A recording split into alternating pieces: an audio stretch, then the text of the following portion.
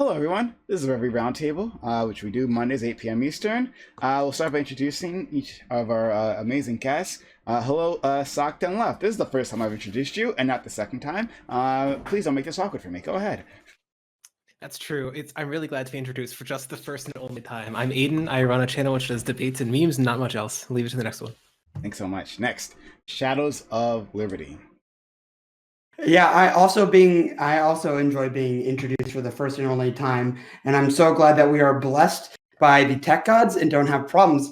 If you don't know me, my name is Shadows of Liberty. I am a liberal, a centrist. I don't fit into any neat box, so you can just put me wherever the fuck you want, I guess. I like to talk politics, mainly public policy, econ, whatever. I also like to play piano, and I also like to talk about music and play video games. So even if you don't like my neo-lib takes, you can still check me out for some good-ass music and some video game playing. Thanks so much. Next, Counterpoints. Thank you for joining us, being an all-star here, and regularly just being helpful to the channel by even giving us topic suggestions and all that stuff. How are you doing today, Counterpoints? I'm doing wonderful. Like I always say, whenever it's a night where I get to debate politics with fellow politics nerds, it's a great night. Just a little bit about me. I do run a YouTube channel called Counterpoints, very quickly growing, having a great time doing it. We're actually about to break 5K with only having done it about a year. So I'm pretty proud of that. I do identify as center-right. I am probably to the left of most right-wingers on economics. On social issues, I'm probably to the right of most leftists. I'm also to the right of most leftists on economics as well. So probably center-right is probably the best way to describe me. I'm a former Marine, former law enforcement officer, so often a security mindset is how I get informed on politics. But I'm a political junkie, and I love having debates like this. So thank you for having me. Thanks so much. Next, we have Charlie, who is a new person. How are you doing today, Charlie? Great. So I'm Charlie. I'm a software engineer. I don't run a YouTube channel or a Twitch or anything like that. I just love talking about politics, but I seem to be mostly interested in talking about like things like physics and sciencey stuff. Every once in a while, I love to have a nice philosophical debate. But I'm glad to be here. Thank you for bringing me. Okay. We will go to High Priestess. Hey, High Priestess. We haven't had you back in a while. How you doing?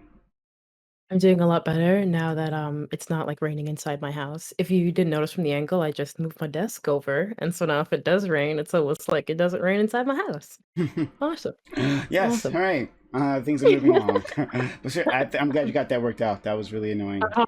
Moving on up in the world. I'm actually an Overwatch streamer. I don't know anything about politics, so I don't know why you invited me to this particular panel. This is actually the first time I've been invited to the Reverie, so I genuinely don't know if I'm qualified to be here. I'm an infant teacher, and I'm pretty passionate about that, and I'm pretty passionate about anything that I actually care about. So, thanks for inviting me to a whole new panel. Look. If we let Shadows on here, you're more than qualified to be a part of this. Wow. You heard me. That was spicy burn. Next, we will go to Red Charlotte. How are you doing today, Red Charlotte? Thanks for coming back. Hi. People, I think you made a big splash on this on my stream, and people really like you actually. Oh, thank you. So I'm Red Charlotte. I'm a former Twitter user. I stream a little bit. I talk about trans stuff. I talk about foreign wars. I talk about bombing Yugoslavia. I talk about rehabilitating Nazis. All that good stuff. And burning down the Waco facility. So yeah, that's pretty much all I do. Okay, thank you. And finally, we have our Dark Lord Doobie. Doobie, what's going on? I'm Doobie. I help run the politics server on Discord. It's politics.gg. And yeah, that's about it. I'm a nice person, and I'm looking forward to this. Okay. There's a really annoying notification in my stream that keeps telling me that my mic is muted. I don't know why it feels the need to tell me that like every 2 seconds.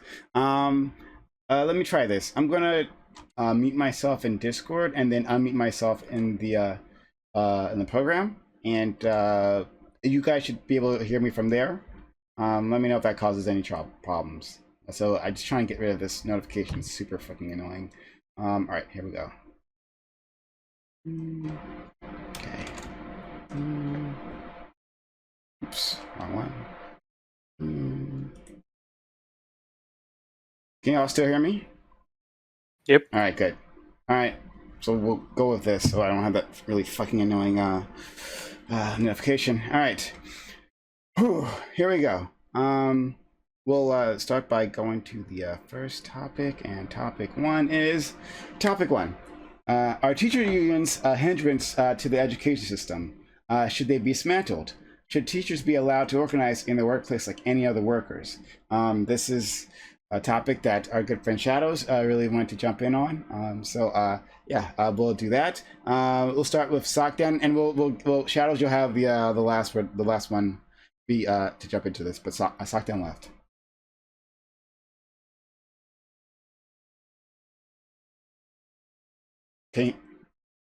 I can't hear him. Anyone else hear him? Sorry, no, I'm unmuted now. Fuck me, man. Can you hear? Yeah. I can hear you. Yeah, now. go ahead. Should I unmute in Discord or unmute No, on you're the good. You're good. Streamlabs? No, you're good. You're good. Right now, you're good. Okay. Yeah. Sure. I mean, so the basic argument is pretty simple. It's that teachers' unions, there's a lot of evidence that unions tend to build stronger workplaces for workers. That tends to make workers more productive. You see like less turnover. That makes people more productive. There's a decent chunk of evidence that like unions provide a linkage institution between like the workers and the people who are managing a system. So it provides a way for administrators to like actually communicate with the workers on the ground. And that makes policy tend to align more with what workers do and make it actually work for how they work. So that's part of like co-determination. There's a decent chunk of evidence that co-determination in Germany, it in fact improves efficient firms. So if anything, that seems like an argument for unions. The classic argument against unions is that it prevents the firing of unproductive workers. I'm not sure that there's strong empirical evidence to believe this in the teaching zone. So just as a general argument, it seems like worker power is pretty good. I'm not sure why we wouldn't want it in the education sector. Okay, thanks so much. Next, I will go to counterpoints, and Shadows will save you for last. Go at counterpoints. Okay. Yeah, so I'm actually shocking. I'm in the middle on this. So I think unions, as like are generally speaking good. I think it's okay for workers to collectively bargain for improved wages, improved working conditions, try to work all that kind of stuff. I had a mother who was a part of a teachers union, worked in education for about 7 or 8 years. And what she expressed no frustration with is basically administrative bloat. So what would happen is the union would negotiate on the behalf of teachers in order to raise wages, improve working standards, improve conditions. And basically the working standards and the conditions would never improve. And also effectively what would happen is because everybody was boys with each other, nepotism would set in and they would just create a whole new series of administrative positions that actually didn't do anything in order to make the teachers' lives better. So her frustration with that entire, like that's basically what I would want is I would want the state to be more aggressive. So it actually passes on benefits and standards to the administrators. I think that more has to do with like administrative busting than it has to do with whether or not unions are on the whole a good thing. So there's some bloat, how to fight it. Union good, bloat bad, yield. Hold on 1 second. Hold on 1 second. And okay, let's do that.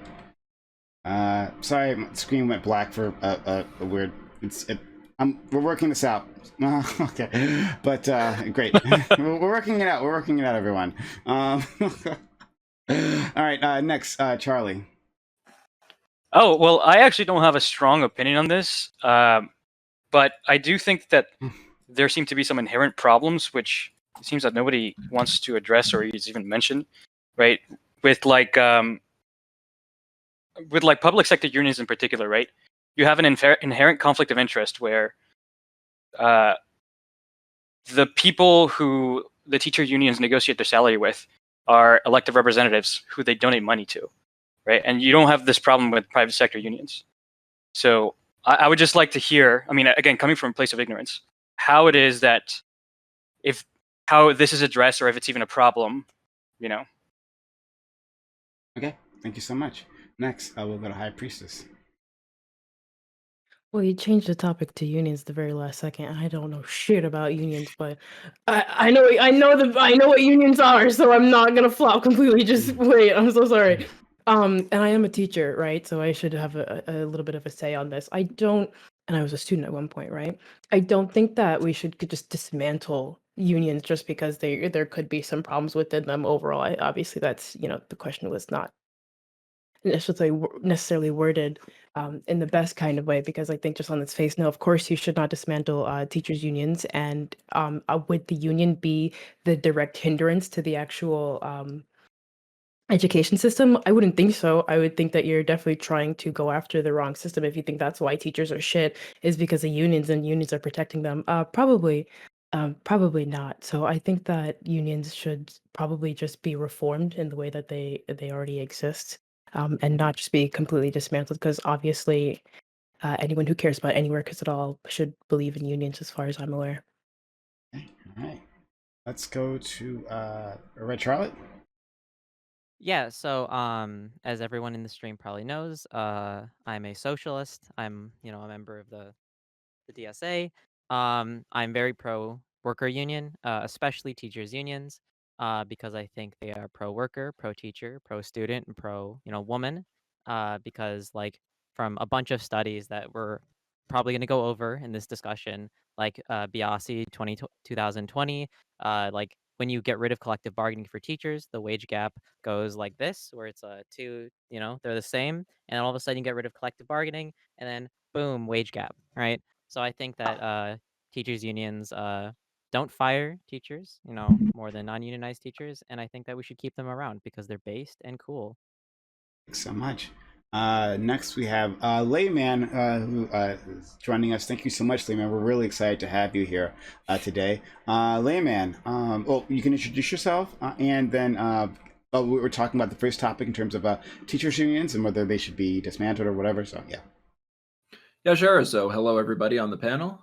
Some of you know who I am already, of course, but some of you don't. My name is Layman. I don't really give a shit what my political ideology is, so I don't really know how to introduce myself that way. Usually when I talk to lefties, they call me a soak them. Usually when I talk to righties, they call me like a center-right, paternalistic conservative kind of guy. So like, who the fuck knows what I am? I don't really care. You can call me whatever you want. I just love doing these panels and I love talking to people. As far as my opinions on unions go, I don't think unions work in literally every industry ever, but I do think that when it comes to teachers unions, they are pretty essential. And if there are problems with a teachers union, I would rather that the union reform itself from the inside, and any kind of, shitty bureaucracy that's involved with that would be improved in there rather than just dismantle the union altogether. I usually try to assume that these things exist for a reason, and that's the methodology that I go into that stuff with. So yeah, teachers unions are good. Okay, thanks so much. Now, last but not least, shout out to Liberty. Really want to talk about this, so we definitely want to hear from you. Yeah, so I'm not sure if it's the best idea for me to go last, but yeah, I guess I'll just say that I remember seeing you have a stream title, and that gave me the idea that I wanted to fight you on this, because I am very confident in my position when it comes to either teachers unions or school choice. So we can, I guess, go into that if we want to. And I know that because my positions on this are considered pretty right-wing, but I'm pretty confident in them. I guess to limit it to teachers unions, though, usually when it comes to unions, I'm usually very, very pro-union.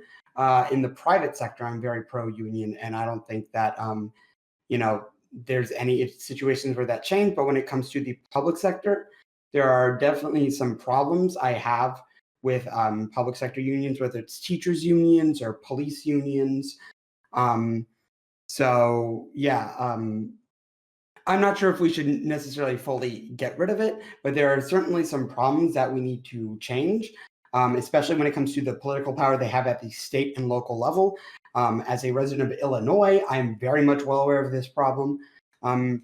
As well as in the city of Chicago, it seems to be quite an issue when it comes to the debt that we have at the city and state level. But yeah, so I generally think that we need to fix the problems that we have in terms of political power, and I think there's an issue with the way that unions bargains with governments versus then with a company that has a profit. But yeah, I guess we can just get into that. Okay, all right. Open to the panel. Yeah, so maybe I can articulate some of the problems with like that Shadow is alluding to that my mother addressed specifically as a member of the union. was basically that, like, especially in the state of Florida, which is a pretty Darwinian place, like, I'm pretty sure the United States pays more for education than almost any other country on the planet, but we seem to get less with our bang for the buck. And kind of what happened from her perspective was that the administrators would, like, basically bloat and create, like, all these administrative positions for verifying how teachers were doing their jobs instead of enabling teachers to do those jobs. She actually had to purchase materials out of her own budget in order to have, like, a functional classroom. She had there was, like, supposed to be, like, standardized school or classroom sizes that were almost always violated. It just didn't seem like the money was getting to the right place. And regardless of whether or not that's, like, corruption or incompetence, it just seemed like there was always money to create some new weird administrative position that literally had no impact besides oversight, but there was never enough money to actually make the education good. So with that, I think we can start there. I mean, yeah, I think that there definitely is a problem there, I guess, with administrative bloat and getting it to, you know, the kids and the teachers. I mean, my thing is that, you know, usually when you, my problem with generally, if we generalize it to public versus private, is that when, you know, a union negotiates with a company, and that company is for profit, there is a ceiling between, you know, maximizing profit and having zero profit. And usually that's what unions do when they bargain. They're trying to move you somewhere in between the middle of that and breaking even, and so they can have the best circumstances that they have for, you know, their workers. And obviously that is what police unions and teachers unions do too. They want to make sure that their employees get paid well and have benefits. The problem is that usually there's an ability for them to raise that ceiling. There is no ceiling, because guess what? They can just impose new taxes. They can just, you know, that revenue, that ceiling doesn't really exist, because they can add new taxes. And we know that happens because there are local areas that have very exorbitant property taxes. And that's kind of part of it. They're trying to find funding for new things. I guess I'd push back on some things that two people mentioned. One is that the United States spends a lot more on education. This is true for post-secondary education, but not for primary and secondary education. We're, like, exactly on the OECD trend line for primary and secondary. So the bloat there, if it exists, is poor spending, not overspending. And that's actually the critique of the second argument. There is a limit. The voters don't like taxes. The voters won't let you raise taxes ad infinitum. That's why, like, part of the whole, like, dispute with teachers unions is because people get really mad at them. They're part of, like, the right-wing boogeyman. Well, I mean, I personally don't think it's so much of a boogeyman, because, like, unions, especially teachers unions, spend a lot of money getting specific politicians elected. Right? Yes. The very same people who negotiate their salaries. Just, you know, I saw the statistic today, like, preparing for this. In 2020, like, OpenSecrets.org, which is, like, a nonpartisan organization, calculated that public sector unions spent $68 million, like, directly to impact I'm virtually elections. certain that that's employees within public sector unions, not public No. direct giving. Public sector unions, right? Like, okay, I can actually give you a specific union. Like, the National Education Association spent $26 million on politics in 2020, right? The American Federation of Teachers spent $17 million in the same year. How Yeah, is this that is not something, pissed in the ocean? Is that supposed to be a scary number? Well, We're a hold country on, of hold on, 320 million. But well, the hold thing on, is, because this isn't. Oh, you. I wanted to respond to what SDL is saying. Like, this is something I mentioned in my opening statement. Like, their power and, you know, the amount of money they put towards, you know, campaigns of certain people in local and state elections is a lot. Like, that is what that number Charlie mentioned is talking about. And also, a lot of voters really don't see it as a boogeyman. And if it was that much of a boogeyman, then why has there never been a Republican mayor in Illinois? In Chicago. Because there's, like, an enormous rural urban, like, split mostly around social issues. That's, like, far beyond the influence of the teachers unions. Okay, well, we have city Republicans in other cities. Like, we've That's a seen big reason.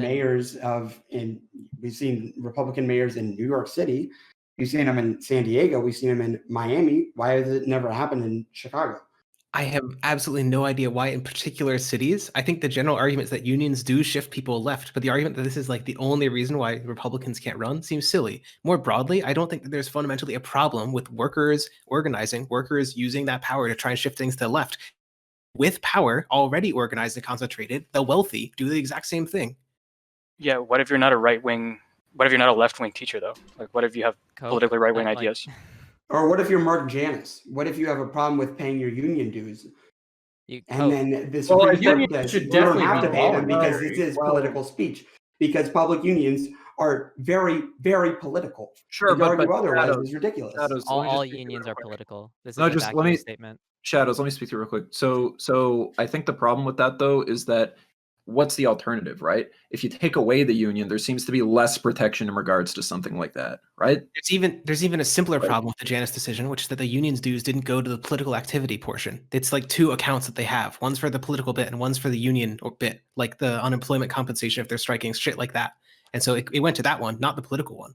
Now, the Janus argument is, well, the two are so conflated that you can't distinguish the two. But by this argument, I think you'd have to argue that virtually every organization in the United States, which does any advocacy, is going to get a little bit political. You'd have to start saying things like we should tax churches, which the same Supreme Court very vehemently opposes. I mean, I'm fine with taxing churches like similar institutions. Oh my personally, God, but- you goddamn heathen! What the fuck? So like this is all like sort of the idea, like the reason why teachers unions don't vote for Republicans or push for Republican candidates is because Republicans, their platform is to dismantle union power. Yeah, they don't like unions. And Yeah. public infrastructure. So why would unions vote for people who are anti-union? Yeah, I mean, yeah. Why would you vote for somebody when you could vote for another person that's going to determine your salary, right? You get to hire your own boss, basically. No, I mean, that's not how it Are we works. pretending that okay, hold on. Right? Like, are we just going to ignore the huge conflict of interest here? Okay. I would just like Are to you, attack wait, this. so wait, the point. conflict of interests only matter if you can prove that there is like an actual problem caused by this conflict of interest. For example, like we can see that it doesn't pan out in real life because teachers unions fix wage gaps, they lower classroom sizes, they improve test scores, they improve exam scores, they improve grades, they improve like everything about schooling, and you make like teachers' salaries higher, which makes your teachers happier, which makes them better teachers.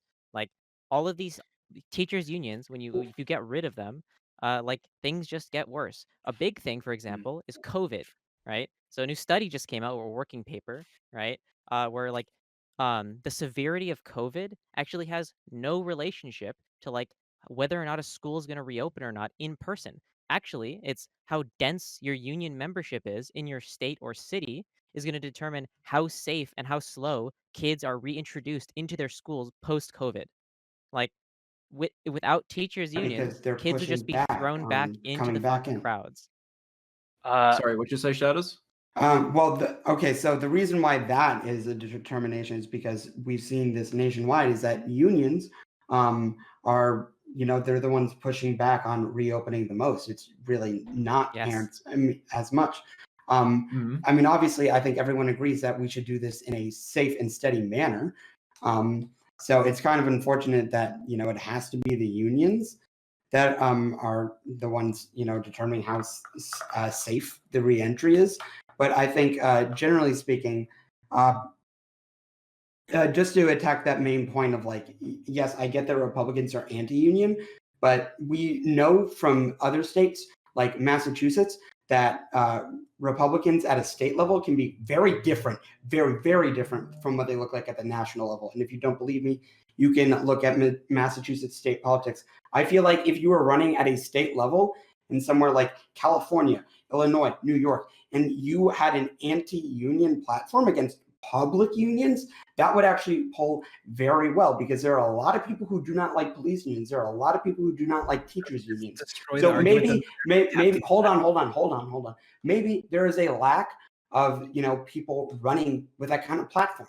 And if that's the case, then sure. But I guarantee you, and I would bet every single penny in my bank account, that if you did have these state level Republicans that ran this kind of platform, like we're trying to diminish the power of police unions and teachers unions in state and local politics in a state like California, New York, Illinois, I guarantee you these people would poll immensely well.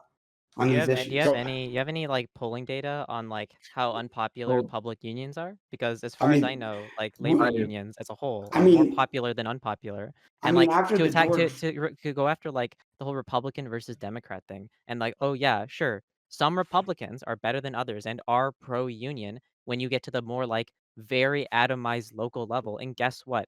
Unions locally will support those candidates. And if you talk about nationally, you want to go back to the 50s and 60s when Republicans were super pro labor, unions used to vote for them. And they used to be way more varied in their vote because guess what? Republicans were pro labor. And They then they weren't stopped fucking being pro ANCAP. labor. And so they lost the union vote. That's just how it happened. Go ahead, layman. Well, and can Yeah, sorry. Sorry. I think that this conversation is kind of pivoting off from the point of whether or not unions are better than not having unions. And I think we're mostly really focused on like the optics of advocating for unions electorally. I think it needs to go back to like the quality of the unions themselves. Because regardless of whether or not Shadows or you're right, Charlotte, it just seems like this isn't really relevant to whether or not unions are good. Well, yeah. So this was why I brought Well, up so a bunch of just to studies. And clarify, the reason this came up is because there was an argument there's no limit to the spending. And so the argument I raised is a classic sort of democratic competition argument that there is a limit. Voters will impose that limit because we live in a Okay. democracy. yeah, and like Okay, fair enough. if we want to talk about like the nitty gritty, we can get into the studies, which like I have like ready that I referenced earlier. Like you were talking about the wage gap, right? You want to talk about teacher pay, working conditions. You want to talk about like stuff that Counterpoints brought up, like literally getting school supplies. A big thing Yeah. teachers unions fight for is not having to pay like they having conditions in schools and funding in schools to the point where they don't have to buy school supplies out of their own pocket just so their kids are able like their poor students are able to like write in a notebook, right? Which is like fucking disgusting. That we have this sort of like disparity in access to education and education tools. You want to talk about again like the COVID thing, right? Like safety. You want to talk about like whether or not they fire bad teachers, which highly dense union districts fire bad teachers at a higher rate than non-union districts. You know, they reduce class sizes, which improve mental health of children. They increase exam scores, grades, Charlie, you got to let etc. them Right? finish, okay? No, like This is Okay. Let's go to Connor. Yeah, so this is actually where identifying center right. If there's any righties who are watching or whatever, like the reason why I advocate for what seems to be like in our modern paradigm like lefty things is because right wingers will always talk about equality of opportunity. They will talk about how we give people public education. They'll talk about how you can do whatever you want to in this country. We enable you to succeed, like all that kind of bullshit. And the truth is, it's just not fucking true. There are fucking different school systems, and it's well known that are funded based off of property taxes that have disproportionate fucking outcomes for different kinds of students. So basically, like, if we actually on the right wing want to say, hey, we gave you every opportunity in order to be a productive member of society, and you fucked this up all on your own, so that's why we're throwing you in a fucking jail cell, then you actually have to give people equality of opportunity to begin with. And we just don't have it right now. We have dog shit schools, we have dog shit curriculum, we have like bloat, we have administrative, like there's so many fucking problems. And one of the worst things that the right has done over the past 40 years is ceded education to liberals and progressives. There is not a single conservative, there's no conservative voice in education. I want to say that the demographics are like 9-1 as far as female to male when it comes to education. And you can see it in the results in our society. So frankly, I want to take intersectionality, I want to flip it on its fucking head. And when people are saying, hey, why don't we have more female CEOs? I'm going to say, hey, why don't we have more male teachers? Why don't we destigmatize fucking,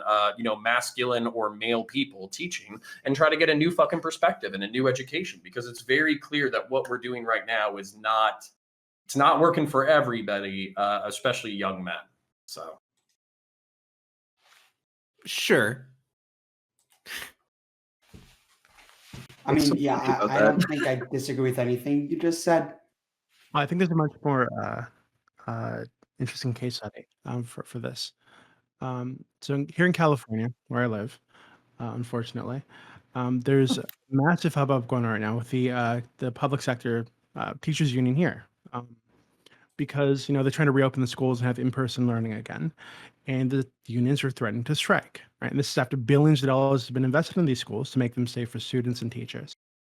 And I guess like I think I personally, I'm not like totally against teachers unions as it stands. I think that they can be a good thing, but I think that there is a point at which they get to be too powerful, and I think the teachers union in California is probably at that level. Just based on that, but there's also a ton of other shit that's happening over the years in California. Every 4 years they're lobbying for more money for the schools, and it ends up going to administration somewhere, and never actually gets to the students. So every 4 years we get another bill on the books. Oh God, we need money for the schools. Oh God, they're going to shut down music programs and all this kind of shit, and it just never goes to the students. So I think that is a problem. I think the incentive structure is also an issue that I don't think has been addressed here. Because I mean, given that these unions are sending money to politicians that are then supporting them for sending them that money, and those politicians are lobbying to get these teachers higher wages, the administration higher wages, all these things. I think the incentive structure is kind of fucked when you don't deal with like public sector unions. But I don't think that necessarily makes it like a bad thing across the board. I think there are obviously benefits that. What's Okay, hold I have on. a- what's So the difference with Doobie, private sector unions? wait. What's the difference? I need to respond to that because here's the thing. Usually, I would be the one more than Connor to argue putting a broom up your ass, Doobie. But I actually just love what you said because I actually totally agree with what you're saying. I agree. I do not think in general that advocating for teachers and their wages is generally a bad thing. I genuinely don't. I think the problem is when it comes to this issue here is when it meets local and state politics. I think that sure there might be an issue with pensions at some level. This that is the public pension law. That is something that we have in the U.S. And when you combine all state and local pension holes, it's about the size of the German economy. I would say that's probably not a good thing, especially since states and cities can't like issue their own currency. There's kind of a problem with paying for that there. But I genuinely agree with what you just said right there. That is the main issue when it comes to how they clash with local and state politics. And I don't have a problem with people advocating for teachers getting paid more. I think that they should get paid more. Okay, so I've never been against what that. is this? Because it needs to be addressed. What is the difference between the conflict of interest of a public sector union, like negotiating for its like the well-being of its employees and all that kind of bullshit, versus a private sector union that then gets fucking kickbacks for like public works projects or like the military industrial complex? Like, I don't hear a whole bunch of fucking bitching about fucking private sector fucking donations ending up like benefiting fucking businesses in certain ways. What is the moral difference between a public sector union advocating in its interest and a private industry advocating in its own interest? I think it's very different when a private sector union is donating towards politicians because those politicians aren't the ones that they have to negotiate with for their wages. They have to negotiate with but if you're talking about like the oil lobby or you're talking about the military industrial complex, what the fuck are we talking about? Because basically you're saying unions. I'm why are really we thinking making this about moral difference? Hold on. What is the moral? It's not a moral distinction; it's a legal one. Okay, so what's the legal one? What's the legal distinction between who the do you advocacy of a union? negotiate with? How is this not clear? When you, a public sector union, put money towards a campaign for someone on the city board or for a state senator, these are people who are going to have your back when you have to negotiate with the city or state government for wages. Okay. Yeah, they're paying the salaries. And right? Connor, just to add on to that really quickly before you respond, Connor, I think that the second problem is, I don't know if it's a problem necessarily. The second difference is where the money is coming from, right? These teachers are being paid with tax money, right? So that gives these politicians an incentive to raise their wages, give them more pension benefits, hire more teachers, all these things, which we'll like. But eventually that needs to be paid for. So they end up raising taxes on the everybody else. And because they can just keep lobbying for more taxes and throwing out these scary stories about the music programs being shut down, right? We've seen here in California every fucking time there's an election. The music programs are being shut down. The schools need more money right fucking now. This is a difference, right? If a private company overpays its employees and the union associated with that company is lobbying for more and more money, more benefits, that company can't just reach out into some other piggy bank and throw in more money. The company will just fail, right? So I think that's like another difference that we're kind of avoiding here.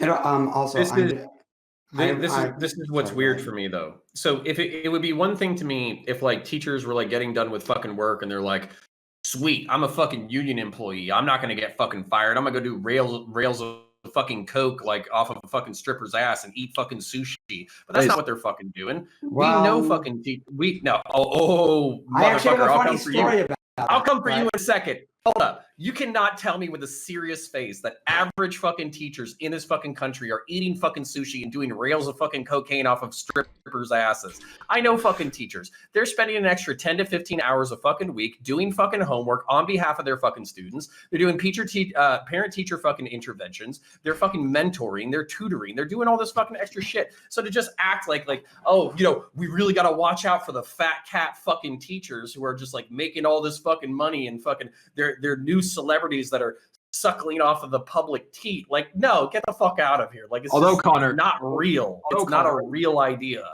Hold on. Efficiency to do some coke while doing that homework. Am I right? Like, come on. Also, can we also talk about like pedophile teachers for a second? Because they are a bunch of fucking pedos. We can, Wait, because I that's actually not- do have I actually do have a story about that too. But the reason Please why I tell said me. well is because I actually know a math teacher who was also a baseball coach who literally got caught with cocaine in his car, and he was not worried about his job because he had tenure. And he literally told that to Yeah, but someone can in we his just math avoid just an the anecdote, though. anecdotes? Yeah, can we just avoid the anecdotes? That's for- interesting. Alright. That was a really Any interesting finite one number there. of data and points is meaningless. Yeah, well, anyways, I'm just wondering, is this a complete like hypothetical that like a complete boogeyman like conspiracy hypothetical about how we are going to go and negotiate we're going to go teachers are going to lobby for their own pay wage. I think it's a slippery. I like the idea and it's a really cute slippery slope, but teachers don't make fucking shit and we all know that. So I think I'd like to see where the teachers are just making like an absolute killing because the unions are just doing so good at electing the people they need to be elected. So this is the And thing. I- So teachers. Well, and let when it it comes finish, please. well, when it comes to lobbying, are we really going to come down the necks of teachers lobbying for people who are going to advocate for their students and for their pay wages and for their actual unions, as opposed to like other lobbyists that are literally paying money to politicians to kill Americans? Like, I just don't really understand. Yeah, so like we can just look. So teachers do. So while they're not making like bank, right? Teachers do make a little bit more than like the median income. What's the median income in the U.S. is like what, like 31,000. I think. Are you sure it's Median 31,000? Dog shit. That's not saying anything. I don't know if it's 31,000. That might be for like an individual. But I'm talking Oh, about are you talking about median Yeah. household income? Yeah, median household is income. 61. Yeah, so like teachers around like the country make like between like 40 and like 70 to 80. Like if you're in like New York and California, yeah, you're making like as an elementary school teacher like $75,000 a year. But if you're in like West Virginia or like most states, and I posted a map in chat, you're making like within within the range of 40 to 60. Like it's a good job, but you're not like rolling in Okay, dough. That's just Well, the and in hold on. particular, Can I- Can One we, person at a can- time. I would like to poll the panel and see if we can agree on this, is that when it comes to states like California and New York, that the pay that teachers get is a good pay, and we would like to see that nationwide, but that perhaps the power they have at state and local level politics is not a good thing. So like Why? the pay they're getting is good, but the power they have in state and local politics is bad. Can we But all you agree never- on that? No, That but we you like never the answered. idea You never of teachers answered getting $60,000 to counterpoints. $70,000. Wait, you Okay, never but answered I think, counterpoints. Wait, Doobie, wait. You never Sure. answered counterpoints' like inquiry. Like, what's wrong with that? What's Why does it wrong with- matter? Why does it matter that they're involved and have influence in politics? Oh my God! Because these Well, are what- the people who affect how much. Hold on, I want to ask you about. I want to ask you about this. No, wait. This is the same thing for the automotive workers. Like they're bargaining with their bosses to give them higher pay. It's the same thing. It's not the same thing. Red Charlotte, It's exactly you the same thing. you answered my concerns about conflict of interest by saying, let's look at the outcomes. Are the outcomes good? Then therefore let's not worry about the conflict of interest. Okay? I don't like that. What Why? happens when because what happens when the unions no longer represent what you want them to? Okay, You no you know longer what? have Yeah. Yeah, Okay. evidence So that this this is can happen. I would also. love to address this. This is- love to address this. No, but you have So, evidence okay, that go so, ahead. that's so, gonna happen. so I mean, let's talk about politicians and conflict of interest really fucking quick, okay? So do we give equal fucks about private sector fucking corruption? Do we give equal fucks about lobbying? well, Do we this care discussion about the isn't fact? about that, is it? Okay. So we're just going to limit the discussion to what you want to limit it to, not whether or not we To the basically topic, have yeah. an equivalent. I'm moral limiting it fucking to the system topic in that the was handed private to me. lobbying. No. This is so wildly okay. It would be one thing if like the public sector was getting away with something that the private sector wasn't also getting away with. But the fucking private sector, I get it. It's funded by fucking taxes. But basically what you have right now, so literally we have literally a representative of the United States of America, Nancy fucking Pelosi, who basically through an IPO went overnight from being worth like 3 million or like 10 million 200 million overnight, and it was fucking legal. So if you want to talk to me about like corruption, I don't give a fuck about High Priestess's fucking union advocating on her behalf so she can fucking like eat a little bit of fucking sushi on the weekend so she can finally fucking afford it versus like the amount of corruption that the private sector has. Like, I mean, this is I a distraction, understand though. that Like, they're why different can't we levels, address but they're different the topics? same thing. No, They're the same Okay. thing. Yeah, what I They're want to not. hear I No. would just like what to I make wanna a hear quick from- comment. Hold on. I would like to make a quick comment before Charlie and Layman go. Is that this is why I said and or school choice, because I had a feeling we'd probably be talking past each other on this issue of teachers unions. I had a feeling that'd probably happen. So if we want to switch over to that is possible. Just No, put it I out think there. why would All we do right. that? No, let's keep on this topic. All What? right, fine. Yeah. Go ahead. I think the problem is like Shadows and Charlie. You guys are talking about all these like potential issues or whatever that you have with public unions, but what I think I kind of alluded to this before. I want to hear like what the alternative you think to those potential issues is. I want to hear how private unions do those things better from you guys than public unions do. Because you can't just say public unions bad and then not provide the alternative. Now, Shadows, I think that's what you meant when you said you wanted to go into school vouchers. Do you think that's a good alternative to like public unions, and then we just get rid of the public unions? I think something it shows when it comes to teachers unions, when it comes to school choice and school vouchers, is that they do what most unions do, is they advocate for their workers and not anyone else. Because like obviously we know that when it comes to like unions in the private sector for a retail business, they don't really care about the consumer because that's not what the unions are representing. They're representing the workers in the factory and whatnot. In the same way, it seems that teachers unions don't really care about students that much, and I haven't seen any evidence to the contrary. So What does that include? The evidence is so like the stuff I've literally posted. Teachers will advocate for things to take the burden off of them so that they can best help their students. And if you look at teacher union advocacy, almost all of it, besides like teacher pay, which is like a big thing, the rest of it is focused on like helping kids, making kids' lives easier. When your To be teachers fair- are better, the students do better. Like this idea that teachers unions don't have kids' interests in mind is completely asinine. Like the things that teachers unions push for, the thing you talk about in politics, right? They don't just push for pay. They push for like things that help kids, like after school programs and like childcare. I don't deny that they push for those things, but they've also done some pretty fucked up things. Okay, like in What kind of LA, thing? Like, I have a friend who has a nephew in LA. They put out a moratorium, or they wanted to. I don't know if they actually succeeded on like charter schools because charter schools are actually having kids in school, and they were like, oh no, we're gonna have kids leave for private schools.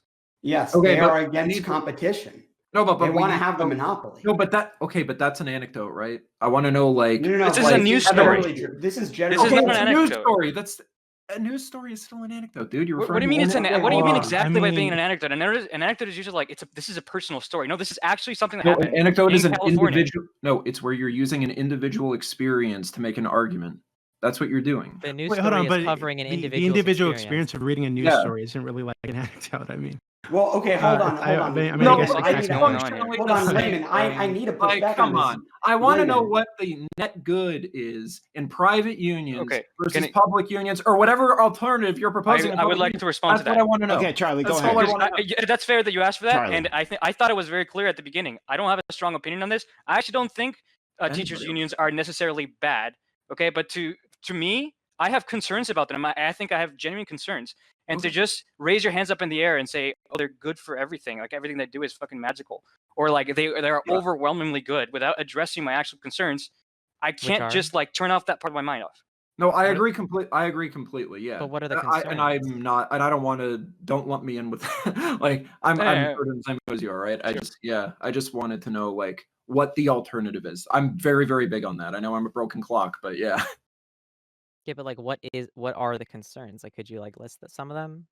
I, Like, I, I already concisely? I already asked you one, and I don't think you answered it to my satisfaction, right? Like, What was it? what? Can you ask it again? Yeah, like I have concerns about public sector unions in general, right? Where you have individuals who basically hire their own bosses. Yes. Yeah, There are that's how also democracy Well, I mean, works. that's a weird way to say it. But Well, basically, I think what you're getting Yeah, at. that's weird. Yeah. Hold on, I think what you're getting at Can you is steal me that, and then I would love to respond. sure. So in the private sector, right? Like I said earlier, there are unions, and these unions lobby for higher wages, better benefits, all these things, and this is a good thing, because they are kind of like hindered by the financial reality of the company, right? They can't give more benefits than the company can afford. In a public sector, uh, politicians can and do this because when the money starts running out, they start cutting classrooms, they start cutting programs, and then they lobby for the taxpayers to give them more money. So it just becomes like this, this really fucked up cycle. Now, it's not necessarily a bad thing. I think that like just saying this is a bad thing across the board is kind of weird. But I think that's what he's getting at. Let's go to counter. Yeah. So okay. So but SDL has already addressed this, I think twice. Basically saying that like, hold on for the fucking public SDL. You make your own point. I fucking forget it, but I'm pretty sure you've already addressed it fucking twice. And here's the other thing: we're acting like teachers unions and police unions unilaterally fucking get like people elected. That's not fucking true. That's not even true. That's not even true in the city that I worked in as a police officer. You know how many people were in the fucking police department? 20. You know how many people lived in the fucking city? 15,000.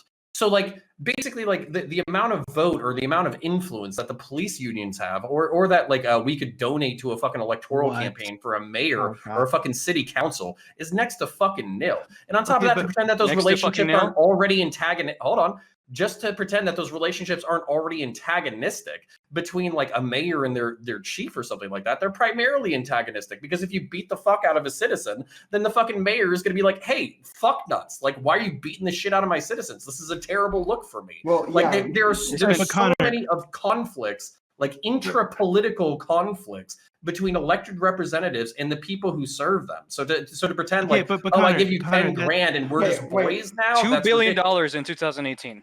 How much? That's how much public sector unions spent on politics alone. How much in the entire country? Billion. In the entire country? $2 billion. How big is the country? It's not nothing. How big do you think the 2020 presidential election was? I don't know. These are how much of a percentage of general donations? These are primarily state elections, right? It's not at the level of fucking the national like. Local.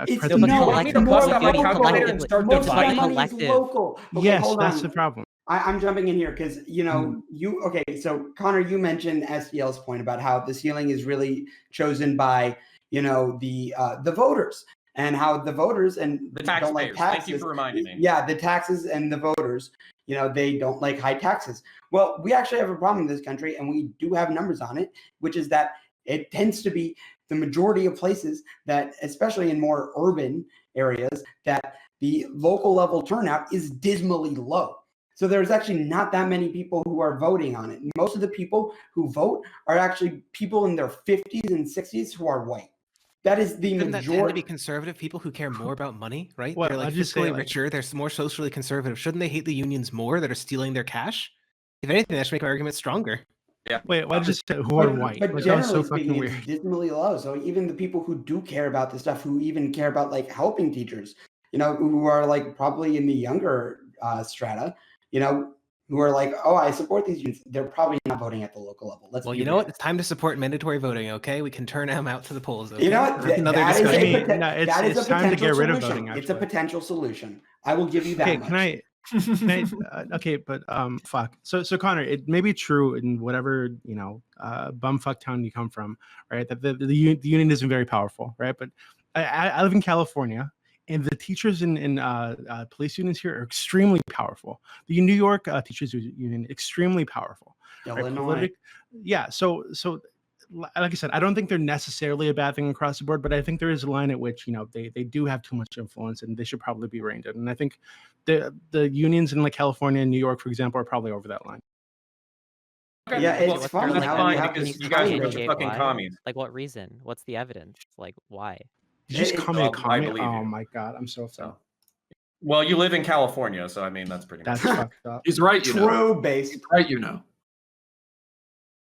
It's funny how there's this trend of us bringing up Illinois, California, New York. It's almost like the blue states, that seem to be almost one party for the most part, have a problem with these unions. It's almost like because, the Democrats have almost a monopoly on state and local politics, and the Democrats are in bed with the public unions, that there's Even no if there problem. isn't a problem, doesn't that mean that No, you but guys Shadows- are like a butthurt Shadows- minority Oh my and God, everybody I'm else is okay with drawing it? the lines. I'm drawing the lines. What's happening? But Shadows, that the issue there is the Republicans are fucking stupid. I almost said the R word. Okay. They're stupid, and they're not Well, approaching no, these you can unions use and the R word giving because and supporting honestly- them. No, listen. So that's just a problem with Republican like fucking like PR or whatever, right? Sure. Like that's on them, right? If unions don't want to Sure. support Republicans should make themselves more appetizing to unions. Like it's not that difficult. I don't. Okay, so I agree with that, and I actually totally agree with you. There is definitely an optics problem and a PR problem in how they advertise. Like I mentioned, there are in Massachusetts, Massachusetts Republicans, they look very different from what a typical Republican at the national level looks like. Maybe this is just something that more states need to do. That their state, where they know, okay, Republicans are pretty much fucked here, and New York and California are great examples of this. They need to, re-advertise, change their optics, and not be like national level Republicans and be like, okay, what is something that we can, confine to our state that we can use to win over voters? Well, actually, ironically, Because that's why Massachusetts I think- even has Republican governors and has had him in the past 2 decades, is because they look so different, so incredibly different than what any RNC platform Republican would ever look like. Yeah, ironically, I think a lot of the talking points you've been laying out are Republican attacks on unions that exist because Republicans are upset that unions allow Democrats to match their spending that they get from corporate lobbyists, right, in local elections. So, I mean, it just seems like the Republicans are bad at strategy again. I totally agree with that. And I think anyone on this panel would disagree with the statement Republicans are bad at strategy. Even Connor would agree with that. Hey, listen. At least we're not as bad as leftist Twitter. Okay? Hey, wait, I want to bring Based. something up real quick, just so you know, like union representation rate in like Oregon is 16%. In California, it's 17.5. Like the idea that California is uniquely union dense, or New York and like Illinois are uniquely union dense, is just not true. Well, I'm sorry. How much money? How much money? Florida or No, Texas? Wait, this hold is on. just objective. hold on. No, go ahead. Go ahead, Doobie. Okay, so first off, this California unions pulling like $1 billion a year, right? And hundreds of millions of that is spent on like lobbying for politicians. So to say that like these are like, I don't even know where to begin with this. I just posted the stats. So to compare yeah, you can post the stats, but to compare the two is kind of ridiculous. Like, What? Oregon is a comparison. Like even I know that's a silly comparison compared to Texas or Florida. Yeah, It's about yeah. percentages. Like, Well, okay, Oregon is also very blue when it comes to state level politics. Yeah, I think Oregon's you're another misrepresenting commie our state. point here and okay, how give me like a red state. Texas. yeah. Texas. Okay, let's see Texas. Yeah, Texas is incredibly low. What? Texas like 2%. It's like 5%. Less than Yeah. five. We could do another. What's another light red state? Maybe Georgia. We're starting to Ohio. consider that. Ohio Ohio or would be Florida. great. Ohio's a great one. Yes, thank you, Connor. Ohio is wait, more I unionized. I don't think it's like necessarily the redness of the you're state. gone, It's so. probably has a lot to do with the state's population. Right? It seems Yes, like states but with bigger okay. populations, the bigger like. I'm not okay. Hold on, Red Charlotte. What do you think that the point I was trying to make was? Because I'm not sure you fully like. I mean, you were kind encapsulated- of going on like a little bit of a rant and like waving your hands up in the air. You're talking about like how like New York, Illinois, California, Yes. the like blue, hyper like union dense states have all these problems. Okay, because not they're so hyper union dense. union dense, hyper blue. These are very blue states where Democrats seem to have a fucking incredibly tight grip on because people vote for local them. and state politics. Yeah, and that is the problem, is that they are also in bed with the public unions. But people also support the public unions. Yeah, I guess you got to say like why it's a bad thing that that's the case. Yeah. Again, Oh God! Charlie. The state politicians are in bed with the USPS. Like, okay, Well, yeah, like Shadows, you have to respond to and like the normative, like why is that a bad thing? Not does it exist or not? Like Why is it a bad that thing? seems to for be one of that seems to two be the parties? contention. Why is it bad for one of the two parties to be in bed with all public unions? It's bad because they're able to, spend money on the elections of said representatives. here, someone So in if they chat just couldn't spend But money, this on happens state with and everything, local- right? Shadow. Someone in chat Like- gave me a good state. How about Alaska? Alaska has a unionized rate of like 20%, and it's a red state, deep red state. Don't they have UBI there too? Okay, yeah. Well, yeah, I was about to say they're very much out of the Thank norm. you, They're the also social a red wealth fund. state with Yeah. legalized weed and UBI. So Okay, but and Which is based. I'm saying that they're probably not like a great example of are the Republicans there in bed with the unions? Yes, probably. probably. Yeah. Okay. So it's not a uniquely Democrat problem, right? Well, I mean, I know when it comes to teachers unions, it actually is more likely for Republicans to be in favor of teachers unions. When it comes to Wait, police unions, it's more likely for Republicans to support police unions. But when it comes to teacher unions, it does seem to be uniquely Democrat. I'm assuming. Wait, but why does it matter? Why does it matter? Even if it were just across the board Democrats support unions, right? What? Like, I don't see why this is relevant at all. Like, Well, yeah, that's does it why I'm matter which saying. party is Like, supported? why is that a bad thing? Like, Alaska what's has a bad teacher about that? unionization rate of 85%, by the way. Like politicians campaign for things they agree with. Like, okay, what's wrong with them siding with unionization? Like, Okay, what's wrong? okay.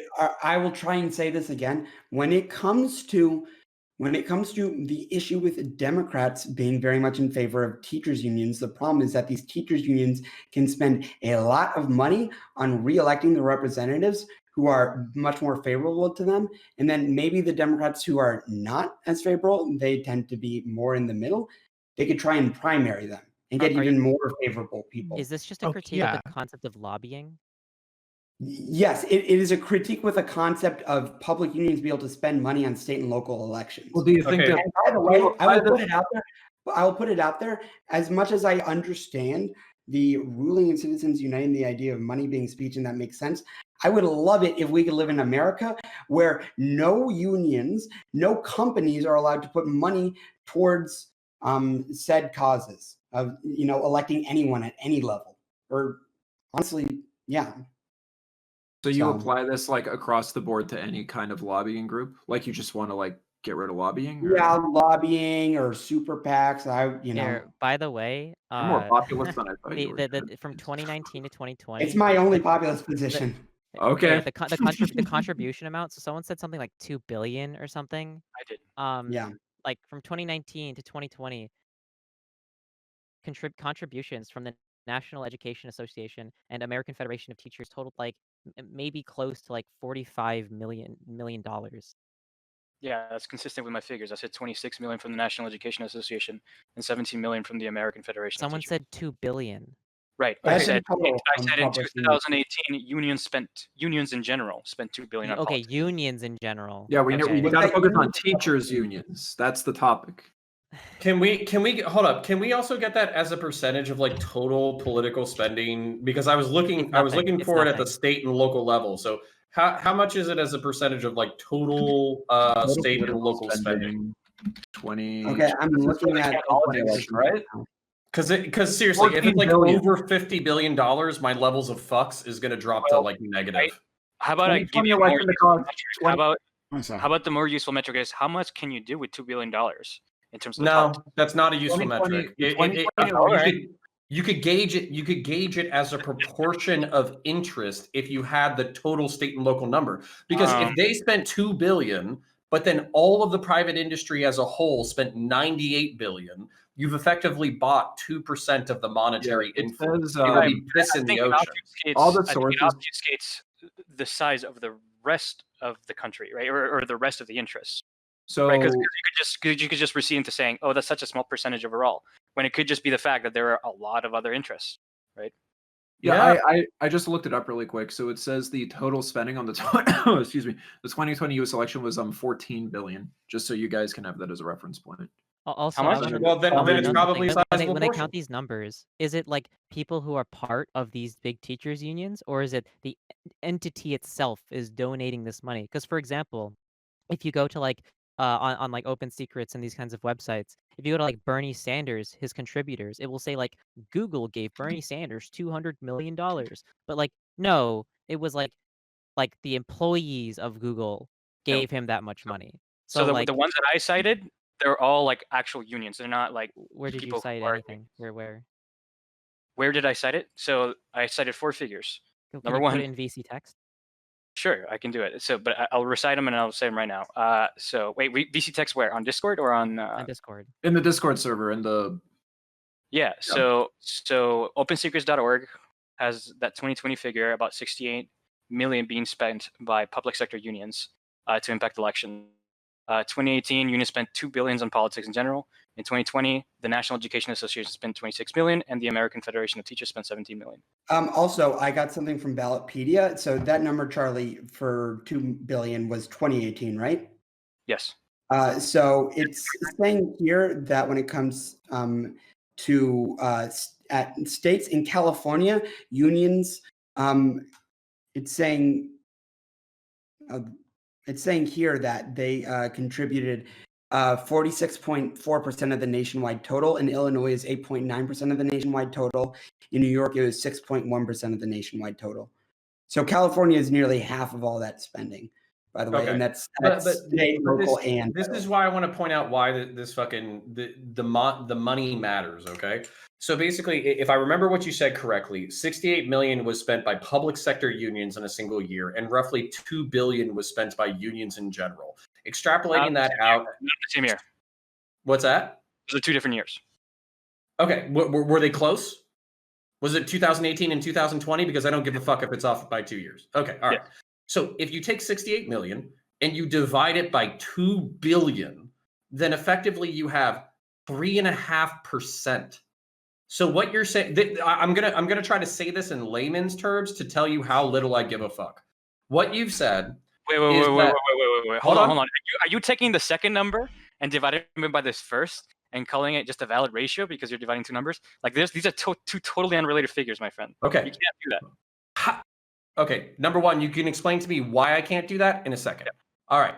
So what you're saying is that public institutions have organizations that represent their employees, and they contribute money to political campaigns, and they effectively have contributed $68 million one year. But contextually, compared to the private donations of unions in the private sector, it is basically comparatively 3% of the total amount of money given to fucking politicians. No. Why should I give a fuck? No. Because okay, explain. Please explain.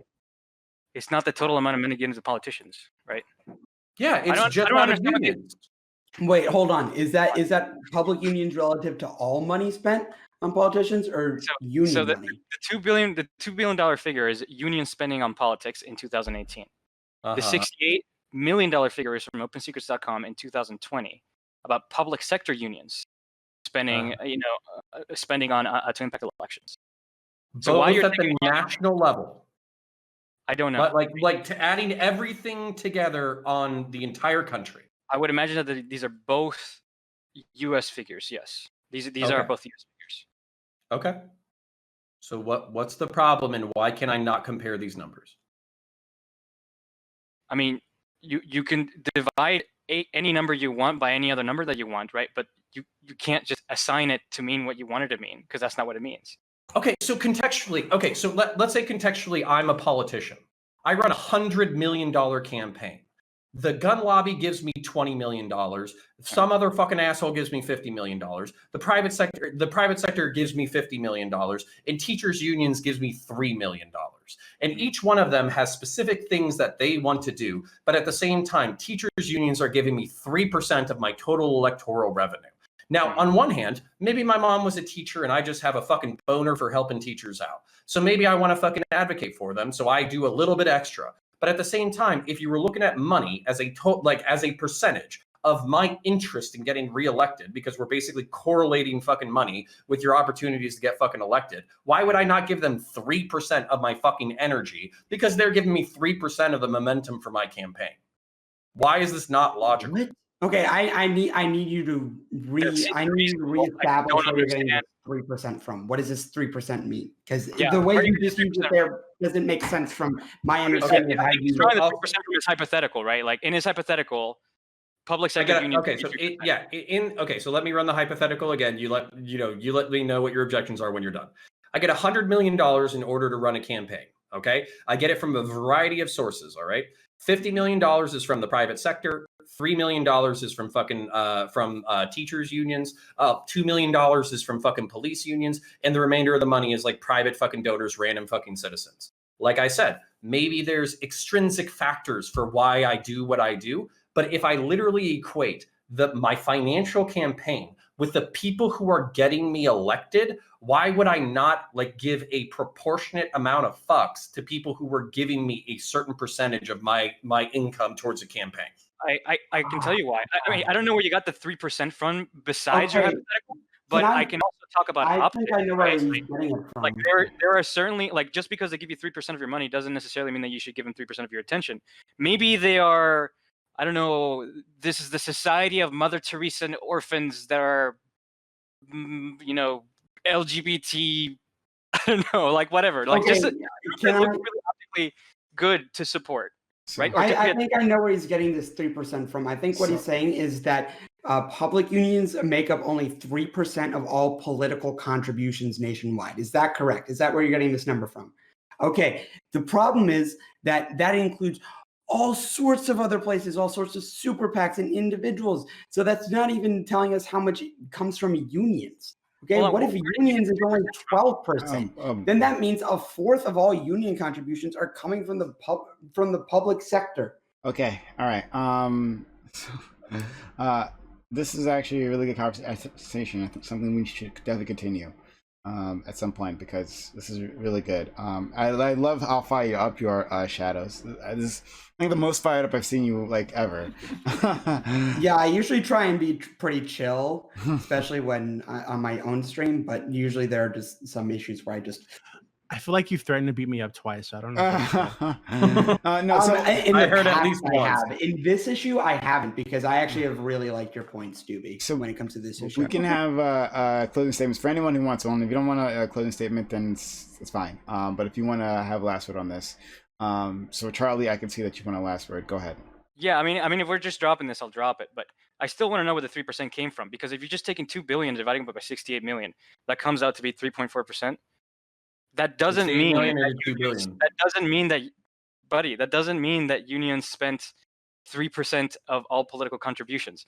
The two figures that would be true if the $2 billion was all political money, but it's not. Even less. So my point is even more salient. I feel like you're not understanding what he's saying. He's saying it's 3% of union contributions, which union contributions are like a tiny percentage of total contributions, making the amount that teacher unions give. So itsy bitsy fucking tiny that he doesn't give a fuck, a single flying fuck, like at all. It's like if I gave $1 to like Trump after like giving like 50 million to Joe Biden. Who cares that I gave $1 to Trump? Literally, well, again, you can't take those. Okay, do you think then the amount of money fundraised in 2020 is comparable to the amount of money that was fundraised? My closing statement is everyone unionize your workplaces. The only thing you have to lose is your chains. Okay, there's power in a union, guys. All right, Kami. Okay. I have a closing, but it'll be brief. My response. First of all, I don't fucking believe you. But go ahead. And anyone else who wants one, if you want one, raise your hand. But you don't have to have one if you don't want. You want one? Okay, we'll go Priestess then. Wait, we're going with who? Priestess. She's gonna have a closing statement. Okay. Yeah, mine will actually be brief. I learned a whole lot, and then obviously this devolved into a weird back and forth. I'm thinking that we're saying that lobbying bad, and obviously that's pretty base. Like, yeah, obviously lobbying bad, and I think we're also saying that the amount of lobbying that's going on from the teachers is pretty minuscule, but I think that we kind of walked over the fact that, that is coming from their union budget. And even still, if you're using your union budget to increase your union power, that's kind of like what like money and capital and power is for, right? To increase your power. So I don't know. You kind of didn't sway me against like unions being able to lobby for themselves. Okay. Excuse me. Sorry. Anyone else? Layman, you want one? Go ahead. Yeah, I'll just do some real short because I didn't really say too much during this. I just I'm a little disappointed because all I really got throughout this whole thing was like pointing to this one thing about how unions can have political power and have a lot of political power with one party, but I didn't really hear like a salient solution to the problem aside from like get rid of lobbying as a concept, which seems like kind of like idealized, kind of sort of like zero sum. Like I don't know. I just I don't think you're selling that to any politicians anytime soon. But regardless, yeah, I was really excited for this conversation to see like private unions versus public unions, or should we get rid of unions, period, or should we have unions? Like, but it seems like it was just, I don't know. That's all I got to say. My opinion is exactly the same as it was when I entered the conversation. Well, interject next time if you want to go a different place. You just like interject. I know, but I really wanted to stay. I really wanted to stay on topic though, because. Oh, yeah. Fuck that. We don't stay. You've never. What? You this is a Reverie roundtable. What is on topic? Don't stay on fucking topic. No, we go where it's interesting. That's all it is. I don't give a shit. I stay on topic because I don't allow fun anywhere where I go. So I want everybody to stay on the topic that I like want a to talk true about, centrist. Fuck everybody else. Okay. So yeah. Okay. Then we'll get. Don't Shadows. I'll give you the last word on this. I promise. So Connor. And then if anyone else, raise your hand. Go ahead. So basically my frustration, like I understand that you don't like people hiring their bosses. I understand the point about people basically advocating for their own interests with taxes. But at the same time, like I think pretending that these like influences are like dire or evil or manipulative or whatever, I just don't think it's informed by like reality. And then the other thing about it too is like I didn't hear necessarily why it was acceptable for private corporations to basically advocate in their own financial self-interest to our fucking politicians, but it was bad for public employees to do so. I understand like the tax thing, but I think SDL basically addressed that head on. And then on top of that, we have documented evidence of public figures, not necessarily at the local and state level, but at the federal level, who effectively do bribery all the fucking time. And they do it from private fucking corporations. So if your opinion is lobbying bad in general, we need to change our fucking political system completely, then I'm all fucking ears. I just don't think it's practical. And with that, I yield. Okay. All right. So I guess only Shadows wants to do it. Go ahead. Okay, so I guess I agree with that. I think there is the problem, which Layman, I think, hit on the head, is that there is an issue here. Is the problem is finding a salient solution, which I think is very hard. I would very much like to, make it possible that, these public unions do not have political capital at the state and local level. I think I made it very clear, like probably 3 billion fucking times that's my issue with public unions.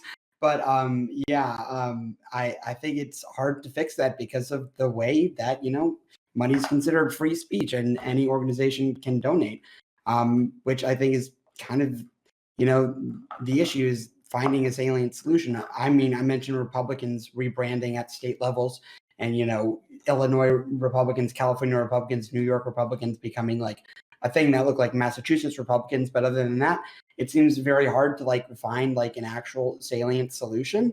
And I don't think that my idea is going to just suddenly be fucking permeated all over the country. I mean, I wish. I think that my opinion on Republicans at the state level is actually that good that it should be, but it's not happening, unfortunately. And it does feel like there was a lot of talking past each other. I would love to maybe in the future continue this discussion or do a discussion when it comes to school choice and school vouchers. Because I feel like there would probably be less talking past each other on that issue personally, but maybe I'm wrong and there'd be more or just as much. So I'll leave it at that. But okay. Thanks so much. I hope you're wrong. I'm pretty sure there will be. Not the first time we've done this. Look, shit. Shadows. How did I do fellow, that? Oops, sorry, I did something on my screen. Holy crap. I love my like message on there. Like, is that an anti-Semitic remark? I have no idea. Hold on. This is the thing that you can do in StreamYard where you can like bring up comments. Yeah, from, how do I like, get rid the of them general though? chat and stuff. I don't know. Okay. Cute. Okay. Hold on. Hide. There you go. Oh, Is it gone? Oh, it's back. okay. Hold on.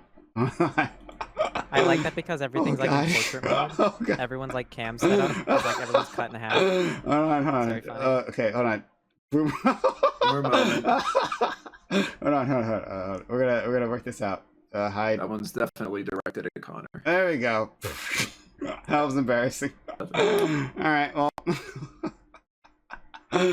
Okay. Anyway. If somebody called me a douche, it's perfectly acceptable. I am a douche. All right. Someone said boomer moment. That's why. Yeah. All right. Well, I'm a fucking boomer, so suck it. Yeah. That was rough. Okay. You're getting used to this. Hey, let me click on a button and see what happens. Hey, that's actually based. Oh, that was there we based. This go. is so That's much. pretty This cool. is so much Oh, better. yeah. Oh, Okay. I've seen the light. Yeah, there Feel we free. go. All right. First time me using this thing. So. Pro streamer, by the way. Pro streamer. Goddamn right, pro streamer. Hold on. Yeah, if I can. Oh, there we. Oh, wow. This is nice. Oh, okay. Let's put people back where they belong. There we go. I can feel the oxygen in my room just improve. Yeah, now right? that I'm no longer claustrophobic. Yeah. Yeah, I feel like it's less warm in my room. I feel like it's the perfect temperature now. Okay. To be honest, I feel like you guys are sitting a lot less close to me, and it's time you can breathe again. Yeah. Thank you. I no longer smell everyone's BO and shit next to me. Yeah. Yeah, we're actually all in the same room, believe it or not. Fucking, I We're resent just a that green shit. screening. I fucking loved being all close to you, motherfuckers. Yeah. That is so rude. Hey, Connor, you can be close to me anytime. Thanks, buddy. I appreciate that. Okay. All right. So, great. I think this was a great start. It was a really good question. And it was definitely more disagreement on this than I thought there would be. It was really nice. I give good questions. Great. Then do it more often. Let's be. Anything for you, buddy. All right, really appreciate that. Okay, so let's move on. And if you're just joining the stream, hey, do me a favor, follow the channel. We have these discussions all the time, 6 days a week. We have these discussions, so follow the channel and hit the notification bell so you know I'm going live. All right, let's go to number 2, which I'm also really excited for. That's why I brought on our friend Red Charlotte specifically to talk about this one, because I really. Hey, and if you're coming over from Prime Stream or you're from the Discovery page, be sure to hit that follow button because trying to hit that 200 goal. Oh yeah, let's Thanks. help them out. Okay, topic 2. President Biden has decided to keep troops in Afghanistan past the agreed May 1st deadline set by the Trump administration. Biden stated it was necessary to push the withdrawal by 6 months because meeting the current deadline would have been logistically impossible. Do you believe Biden's reasoning? Is it worth it to put our remaining troops in danger in order once we violate our ceasefire agreement with the Taliban? Is the project of bringing liberal democracy to Afghanistan worth the endless blood and treasure we spent? Okay, so we'll start with oh my God, everything's reversed. It's very confusing for me. We'll start with layman, and we'll end with Red Charlotte over there. Fuck. We'll end with Red Charlotte because I really want to hear her opinion there. No, go ahead. Saving the worst for first. Wonderful. So, yeah, I'm not particular. Yeah, so this isn't a topic. So, like, foreign policy is probably my weakest political topic. So this is like the worst fucking panel you could have brought me on for this. So I don't really know too much about this, but from what I like very quickly looked into, there's a lot of reasonable concerns about his decision, I think, mostly because the Taliban are kind of like going apeshit about it, from what I understand. They're like, they really, really wanted everybody to pull out in May, and I think that would reasonably fucking scare a bunch of people and shit. So, I mean, optically, and as far as pushing liberal democracy into there goes, it sounds like that all that's doing is stoking more tension and making that a lot less likely. Now, I would assume, and this is an assumption, okay? So, like, I'm not married to this at all. Feel free to correct me, because I live in fucking Canada and I don't give a fuck about America. So fuck what you guys do. But anyway, so I would assume that like the logistics, quote unquote, or whatever, are just like maybe administrative hiccup. Like maybe just technically it's harder for them to pull out right away, and that's why Biden might be like pushing it back. But I don't know. I'm totally open to like what the panel has to say and seeing where the conversation goes from there. So thank you. All right, sock down left. I mean, so the take that I usually give is like, so I don't know too much in particular about this specific Biden decision. In general, I think there's a legitimate fear that total U.S. pullout of like Afghanistan, total pullout of Afghanistan without some something there to prop up the Afghanistan government could lead to like a resurgence of the Taliban, which is basically a far right, near fascist sort of theocratic organization. We don't want that. Afghanistan is like a bad liberal democracy, but it's like getting in the right direction. I think it has more women in parliament than America does. So I guess the point is it's like a fledgling democracy, and it would be nice to preserve that. So I guess like if we were in America, altruistic actor, right? If like Bernie had come into office and we'd just been overnight transformed into this beautiful paradise of social democracy, and everything we did in foreign policy was just based out of the selflessness of our heart and not based on a cruel understanding of geopolitics and like American exceptionalism, then like I think that staying there to try and preserve the government, that might be more justifiable. I don't know if maintained U.S. intervention there means anything anymore with how few troops there are. And I think that if it's making the Taliban get more aggressive, that might make them less likely to enter into like a coalition or peaceful government with the Afghanistan government. And since it seems like we're going to leave no matter what due to domestic political reasons, we got to find the best way to leave. That's my opinion. That means don't pull out in a way that screws up the Taliban. Okay, great. I agree. Counterpoints. Yeah, so finally I get to show off my fucking chud credentials. So I think that any country that wants it should get American foreign internal defense. What that means is basically 24 guys who show up and they train your dudes to do local stuff. So rather than us taking point, blowing stuff up, drone striking everything, we basically show up with like 36 guys. They train your dudes how to shoot. That way your local people can actually take point on security operations, and the Americans can be standing behind them in order to give them tactical advice. Also, during World War II, there was this really cool program called the Flying Tigers.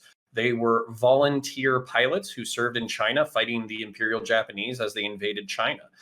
So basically, I think you could do the same thing. You could make it completely voluntary and have a very light security footprint that would be infinitely less expensive than what the United States military does. I think this minute hard power coupled with soft power like diplomacy, foreign aid, like all that kind of stuff could revolutionize what America has been perceived as on the world stage, as this big bull running around goring everybody in their sight. And basically, I hope that a DoD person is paying attention because basically I think that could be a way for the future for America to guard its interests while still having an infinitely less aggressive and less violent footprint. Yield. Why wouldn't anyone with any power in the Department of Defense be watching my channel? Absolutely. I mean, it's a weird question to ask. All right, so let's go to Shadows. Yeah, so I think when it comes to this issue, there's a lot of people who just who might be illiterate on foreign policy. By the way, if you are, don't feel bad about it. So many Americans are. Join the club, and Canadians too, apparently. No offense, but yeah, foreign policy. Fuck you. Continue. Is that you know, a lot of people don't understand foreign policy too well, and the issue here. And so the thing is that when it comes to Afghanistan, we've been there and we've tried to make sure that the government stays in power, that the Taliban doesn't take over, and that, you know, with us being there, we've seen an improvement of women's rights and, you know, women access to education has slowly creeped better and better, and we've protected the legitimate government rather than the Taliban government from being in place. And so I think the issue here is that when we pull out, we want to make sure we can keep that or some form of democratic government, or at least non-terrorist government, which cannot be said for every single Arab country if we count Palestine as a country.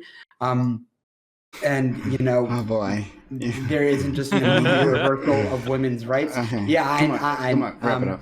But yeah, the issue there is that we want to make sure that there isn't a complete collapse of government, and obviously pulling out of troops is going to be a slow process. So, yeah. DB.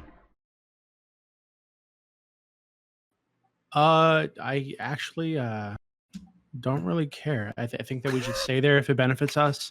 If it doesn't benefit us, we should leave.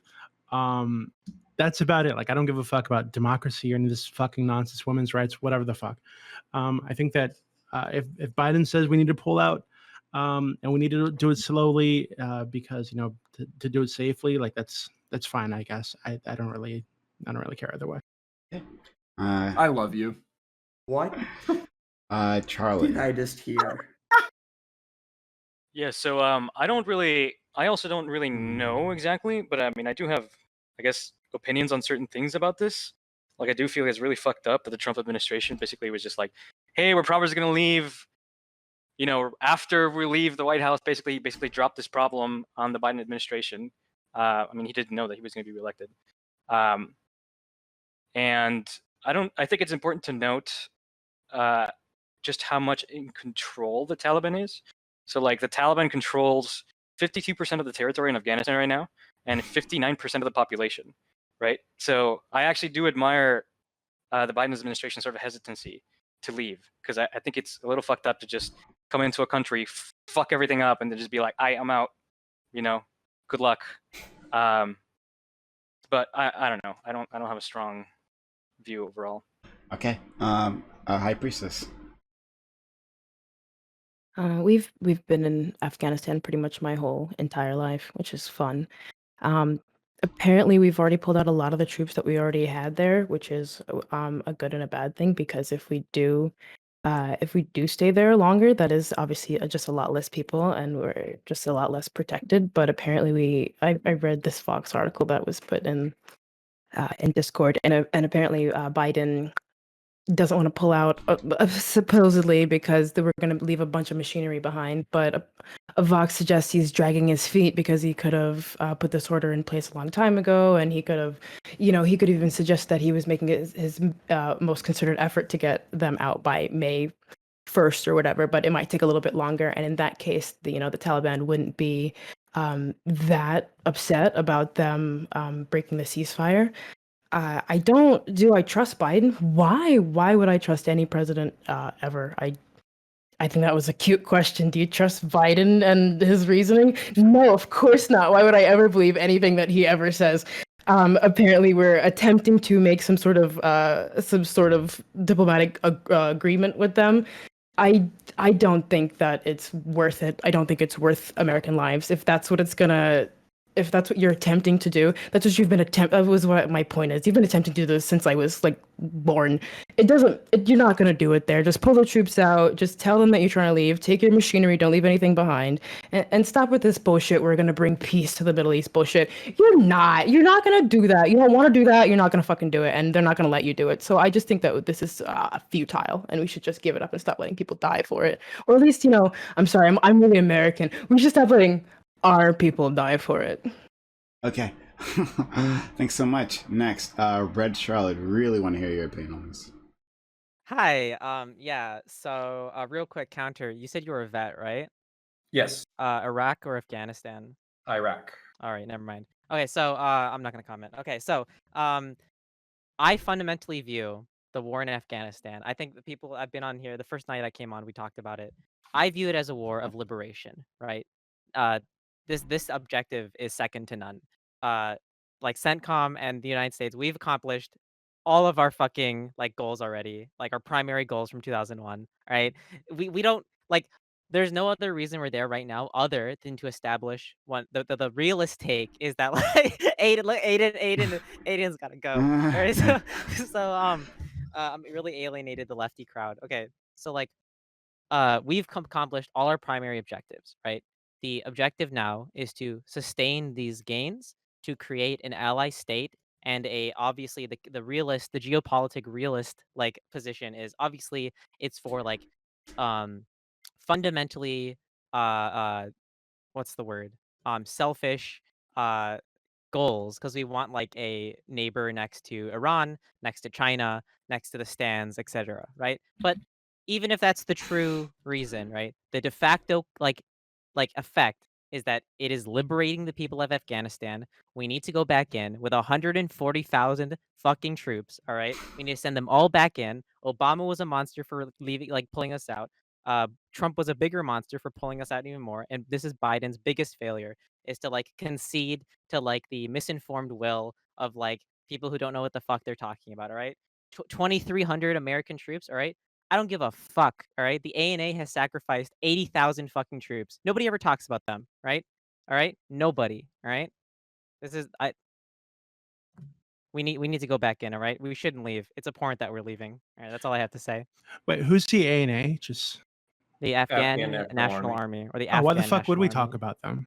Fuck them. Oh, I think we should because- Dewey, leave I it understand okay. that you're racist and you don't care about people who are not like you and are And away also from doesn't you care about Well- women's rights, by the way. and He women, literally said but that. like Well, no, not Okay, really. holy shit. I Wait, everybody, Socked on Left is coming back, so I think he's going to go off on Red Charlotte. So everybody just wait for him to sit Aiden down. is just embarrassed. He's Aiden, embarrassed. He's Come on. embarrassed. Say something to Charlotte. I want to hear you say it. He doesn't want to get flamed on Twitter because of me. Charlotte, why you got to say everything so cringe? It's a war of liberation, all right? The people You're of literally, Afghanistan. you need know us, the all right? okay, you know the history of neocons where they used to be literal like Trotskyists who wanted permanent socialist worldwide, and then they became like social 100%. conservatives, and they did the same thing but for Trotsky democracy. was And they're right. like, we need democracy worldwide, like democracy by the sword. That's literally you. No, You are no. literally a In neocon Afghanistan, social democrat.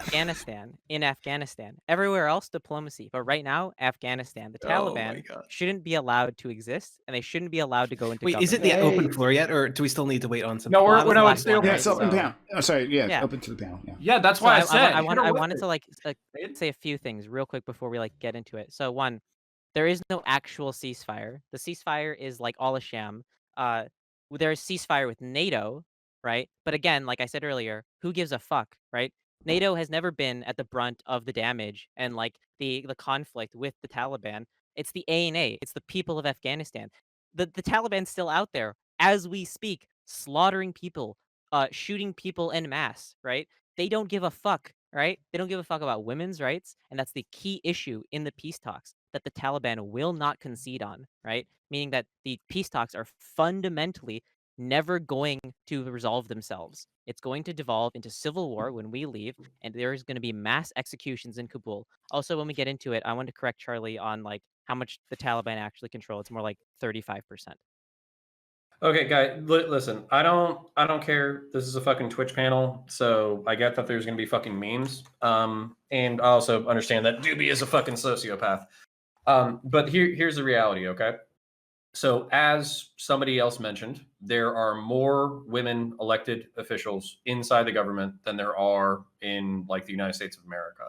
There are girls who are going to school right now who weren't going to school 2 decades ago. There are people who are alive right now who will be dead within 6 months based off of this choice. And they're not going to be killed in a pretty way. They're going to be executed. They're going to be flayed. Their bodies are going to be displayed, all that kind of stuff. So while I understand Doobie's a fucking sociopath, so maybe he doesn't care. Essentially what we're talking about is we're talking about another power vacuum. We're talking about another ISIS, but instead of it being ISIS, it's going to be regional. Hold on, almost done. Another Soviet-Afghan war.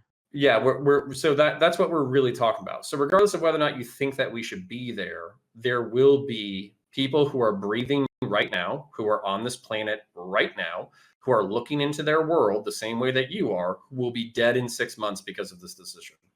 Okay, I would like to follow up on that. Thank you for bringing up another ISIS, because this is similar to the problem we had when we pulled out of, Syria. We pulled out of parts of Syria where we were with Kurdish forces. We're literally fighting ISIS.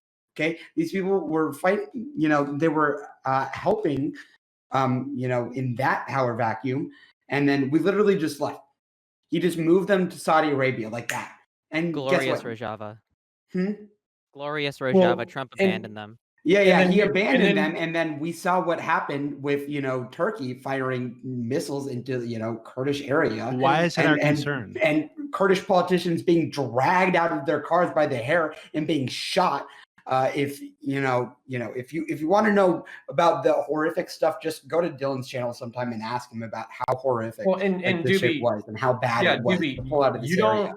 You don't have to care, but basically, this is what I would say in reference to your apathy: is allies remember. Okay, so when we were in Iraq, I was deployed in 07, 08. There was something called the Sunni Awakening. It was actually something that allowed me to survive because basically attacks against coalition forces dropped by 90% because basically the Sunni, a previously politically dejected force inside Iraq, decided to come to the table. They'd had enough of insurgent warfare. They'd had enough of the foreign jihadists. They wanted to come to the table and negotiate. They came to the table and they negotiated, and then basically like violence dropped by 90% when they actually came to the table. But then what happened was 2 to 3 years later, 2010, 2011, we just dipped out. Not overnight, but we dipped out. And what happened is the same people who helped us buy the peace were dragged out of their homes and executed. And they were executed for cooperating with American forces. So what's going to happen in Afghanistan is the same thing. So if we go, let's say that it collapses, there's a new jihadist organization that takes root in Afghanistan, and they launch a anti-Western counter or terrorist attack or something like that. We are going to go back, and it's going to be more difficult when we go back because the people who were reliant on us to work with are now dead. So there's a selfish calculus along with the selfless calculus. Well, hold on. I can understand that. Hold on. I can understand that line of reasoning, but it doesn't seem what bothers me about this situation is it seems like what we're doing right now is kind of like I wouldn't even call it a half measure. I'd call it a quarter measure. If the goal is to totally wipe out this anti-Western thing that goes on in these countries, why don't we just flood it with more troops? Americanize the shit out of these people. Support is gone. Because it's expensive. It's expensive, and you can't shoot your way out of an insurgency. It's not. Yeah. It's well. I mean, you literally can't. But also, but then, the way sides do be. It's one. It's not that expensive. Relative to most spending, it's the conflict in Afghanistan. It's like $40 billion a year. It's pocket change. That's still a lot for me, but yeah. Yeah, but just in perspective. Comparatively. Yeah. And I know that you just don't care about other people, but Counterpoint said, we can look at this strictly from a national security geopolitics So what's the alternative? That's what I'm asking. Do we stay there? Do we stay there forever? I have an alternative.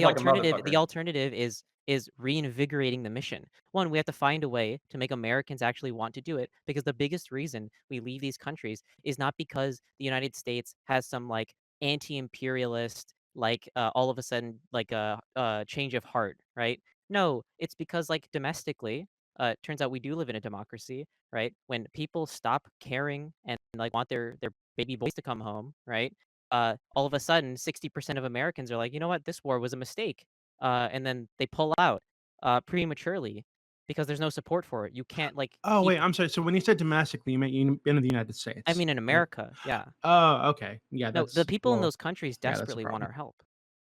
I don't get. Look, this the help thing is stupid. But I understand I understand that that's your concern, right? So I guess my position is that if we're going to be there, we should be there full force, right?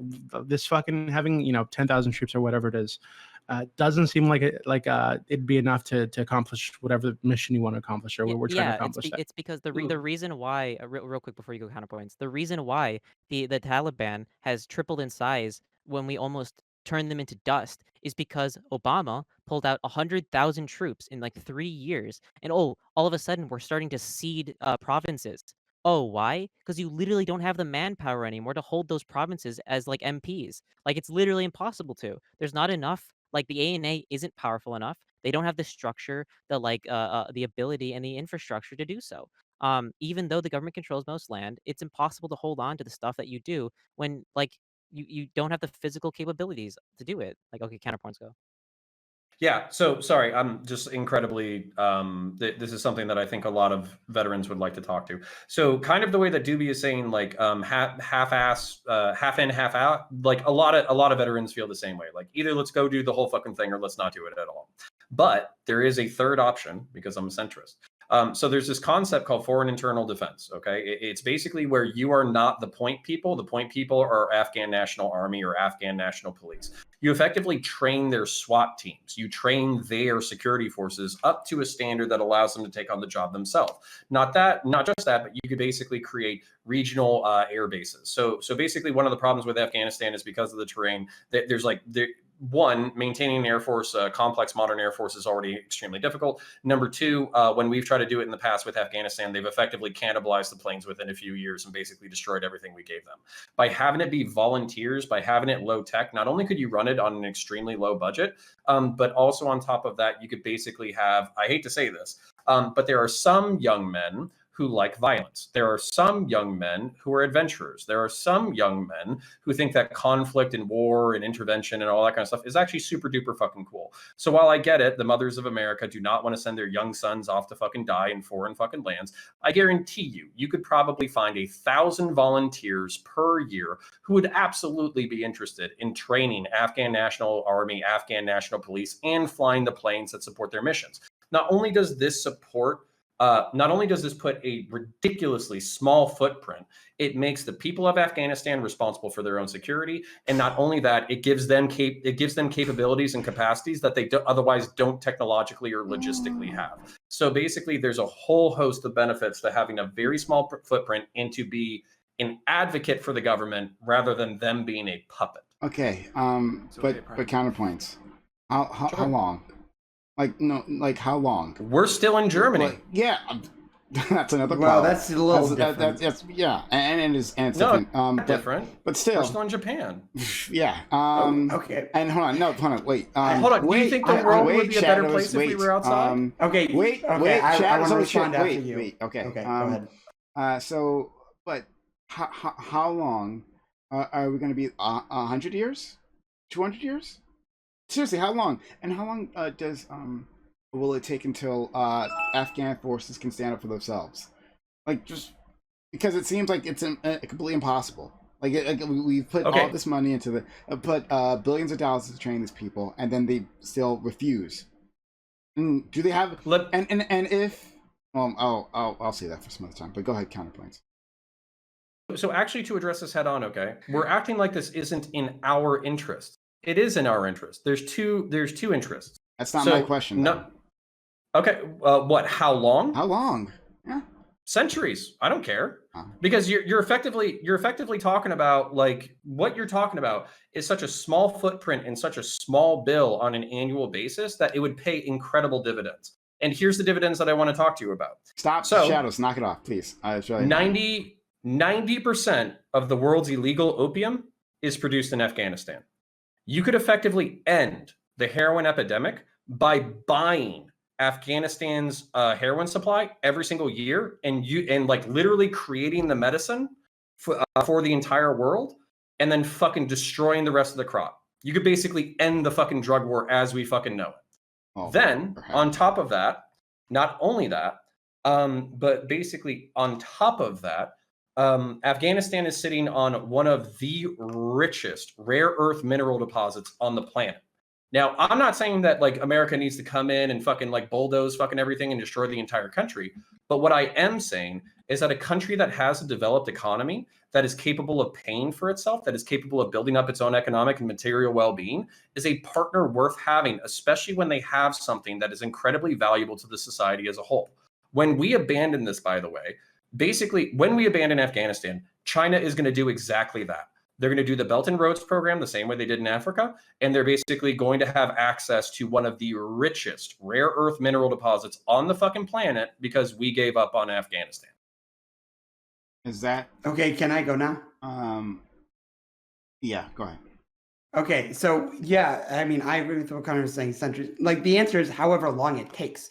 Because the answer is we want to train these people in Afghanistan. We want to give the ANA these SWAT teams. We want to train them. Hell, even just give them give them some of our infrastructure to help make sure that the Afghani government, not the Taliban, is the one that controls the land in Afghanistan. That they are the ones in power. That there's a legitimate government that is going to protect women's rights, make sure women and girls can go to school. That is what we want to make sure happens in Afghanistan. Is the Taliban government not legitimate? Was the No. I no. mean, I would not consider terrorist governments legitimate. why? no. Why would they be? Hold on. Why would? Now, first of all, I'm not a fan of the Taliban. Let's throw it out there. Right, just making very clear. But why were they legitimate? I have the answer. And theocracy. So like while I agree with counterpoints that like being a theocracy and autocracy make you illegitimate states, in terms of like actual international That's like new. Go ahead. I'm sorry. Please. so like there was this thing called the Northern Alliance, which was recognized by the international community as the government in exile. Right. While they might not have controlled the land of Afghanistan, they had the support of the people, and they were like the predecessors um or like the torchbearers of the previous government that was destroyed in the past like decades and conflicts, right? We recognize that as a government not only because like they weren't terrorist warlords who raped, pillaged, and killed like upwards of 160,000 people, right, in the 90s. But like they were democratic, they were our allies, and they like had like a vision for Afghanistan as an actual country and not just like a lawless land that produced heroin. Um, like that's why it was an illegitimate. They weren't illegitimate a legitimate government because they had no structure. They were autocratic and literally warlords, and there was already a government in Afghanistan. There was a government. It's called the Northern Alliance, and we joined the Northern Alliance and took back Afghanistan. Like, and it worked. They I control now wanna most of the country, and most people enjoy civil rights. I wanna maybe What? What do complexify you mean this. no? I want to complexify this analysis a little bit. So there's at least like 4 major language groups. There's at least like, I don't know, 5 or 6 major ethnic groups inside Afghanistan. And also like just through geography alone, like the extreme rugged terrain. I think it's some of the highest mountains in the world besides the Himalayas. So there is a decent amount of like social isolation, tribal isolation, ethnic isolation, linguistic isolation. And basically, Afghanistan is the buffer province between Iran and Iran and India, basically. So, and that's part of the reason why Pakistan uses it as a backdrop. So I don't necessarily share the same view that the Northern Alliance is de facto the legitimate government of Afghanistan. But at the same time, the Northern Alliance was a part of an attempt at democracy in the 1980s. And then when the alliance fell apart, they retreated to their ethnic and linguistic enclaves in the north, and then the Pashto maintained their control in the southeast. And basically, the Taliban are majority Pashto from an ethnic division.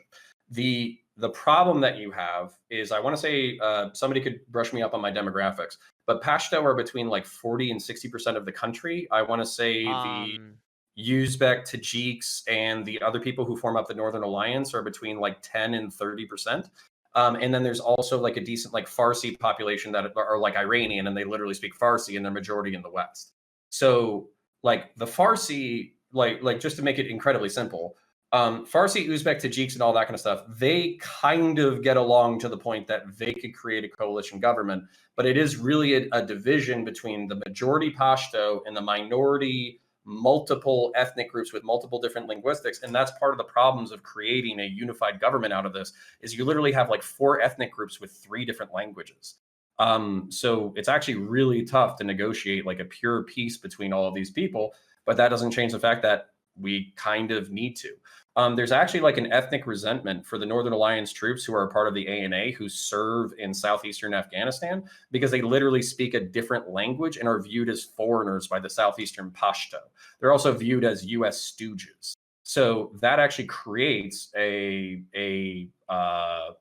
civil war divide where Northern Alliance Pashtos that are loyal to, or not loyal, but Pashtos that are sympathetic to the American government, Farsi people in the West, are all against the theocratic Pashto Taliban, who have the same aspirations of Al Qaeda, but where Al Qaeda is a global effort, Taliban are only regional. They only want to instill a theocracy in Afghanistan itself. Yeah, so like a big thing is so you talked about I'll be Pashtun, right right? back. Yes. Even when you like, there is no group in Afghanistan who a majority of them support the Taliban. The Taliban is an extremely small group of people that rules where they rule with force and fear alone. Nobody supports them.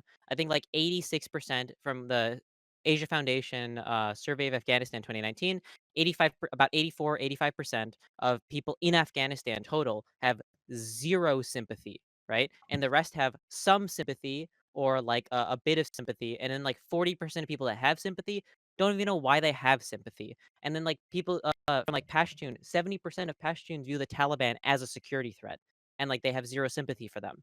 Like nobody in Afghanistan wants them, and they only rule through like absolute terror and violence. Like And again, you the reason I view them as an illegitimate government isn't not just because there was another government there. It was like I don't view like warlords, autocrats, and like terrorists as legitimate states. Period.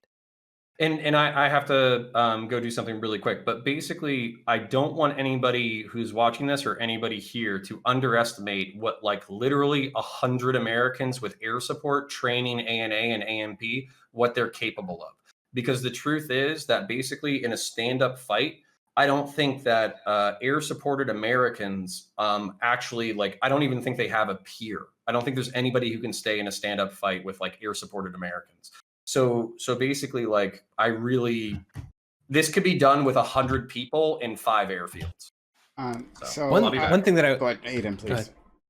I was just one little thing. I was reading through the PDF you sent me, Asia Study, Charlotte, and I noted something that you mentioned as well, that many fewer people in Afghanistan think that reconciliation with the Taliban is even possible. Yes, It went from 52% possible in 2017 to 64%. Sorry, I'm misreading these numbers, but like it went down. Yeah, and also like the biggest crux for the people of Afghanistan for the peace deals, their number one priority is women's rights. The Yeah. one thing that the Taliban will not concede on is women's rights. There's a really good, I think it's HBO Max, they have or Showtime where they went to go interview the Taliban about stuff in the peace deals or whatever, right? It's like a mini series. And like when they asked them of like, "Oh, would it be okay? Like would you be okay with having women like voted into government?"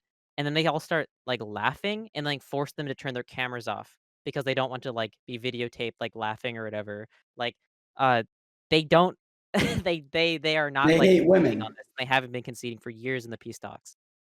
So one, wait, hold on. Can I? Wait, a second. We'll get to Okay. you.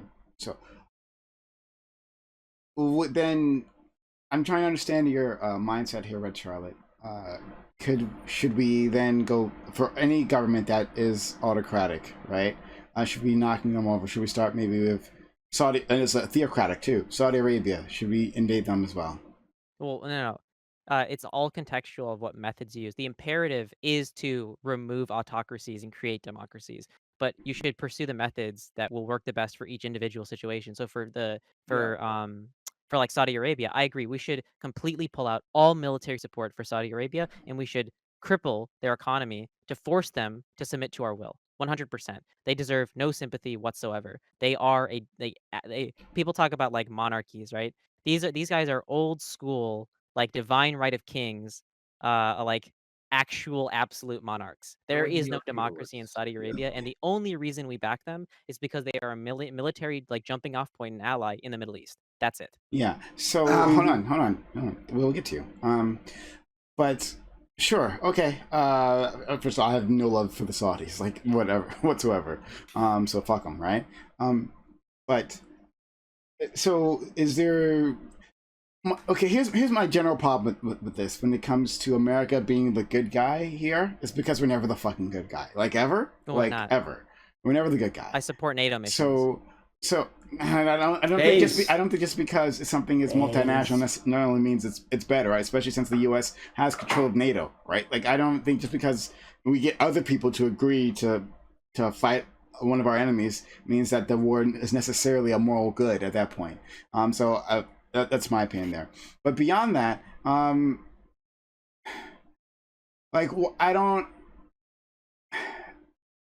It seems like we should be knocking over country after country, right? Just like all of them. And Yeah, I told you she's a neocon. Yeah, because it seems like it. Yeah, it seems like it because there doesn't seem to be a limit to this ideology, right? And then again, America doesn't do this because of women's rights. Like America doesn't give a shit. Like we can look at our actual history, right?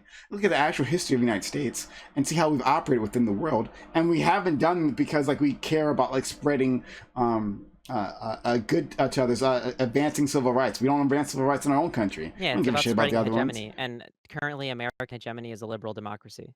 So de facto, it creates these things that are good. De facto, Does it? absolutely, yes. 87%, 80. Like, if you want to talk about the Yes. past, the United States has supported very horrible people in the past, like And absolute present, fucking yeah. absolute. Yeah, but like, fucking and Saudi Arabia monsters. right now, we just do whatever is hegemonically useful. Yes, no, but the only reason, again, we support Saudi Arabia is because it's so powerful and because it's like a very unique country. This is like if Saudi Arabia was like a much weaker like country, it would be gone by now, like 100%. Like and like I can like post some stuff like in American like I don't know the time span, but it's like 87% of like the countries we've backed in conflicts were like the pro-democracy side. Like so genuinely because we support things that support our hegemony, right? We tend to support the people that support our ideological like things because they will align with weird us that you're- economically. I feel like this source is Okay, gonna come hold from on, the CIA or hold on, something. I'm gonna need your. Let me jump First, in. I'm gonna need your source on that because I think the history of us in Latin America. I've seen the history of us in Iran. I like all of this shows So that. yeah, these are all anecdotes. Yeah. Anecdotes. No, these aren't anecdotes. These are actual historical facts. These No, are these are are the history. anecdotes, right? Yes. Go ahead. These are anecdotes, but I'm just not sure. Like, CIA historian, yeah, come on, Charlotte. Wait, this is this amazing. is like a this doesn't matter. This is none of I this. understand that it's just a CIA historian. What are like some examples you think of like the United States supporting democracies would be? What would be like the big examples that they're citing in this, or do they not actually go through? In Here, this let me article? like link what they let me like so I don't do it off the top of my head. I'm gonna write what they like say, right? Okay. So they go over 50 covert actions, right, that have been declassified over the years, right? And like of those, they like looked at probably like their like polity scores and like those kinds of things, and like the things that they supported and their governments, right? Aiden, do I need to pull up the SDF, Mr. Polity Okay. score, man? Come This on. is a So podcast the that you polity linked. score, just as a brief aside, the polity score is like a decent Babby's first like metric of democracy. The basic problem with it is that it is also CIA funded, and so it tends to favor like U.S. allies and oppose U.S. anti-allies. I'm not saying that it's not true or valid. It's like it's a decent proxy, but it's not the best metric you want to do here when you're trying to prove that it's not a biased source. So Okay, let's can I go- jump yes, in now? Go ahead, Shadows.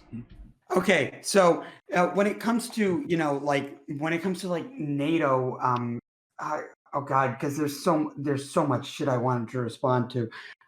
When it comes to like NATO and good things we do, like a great example.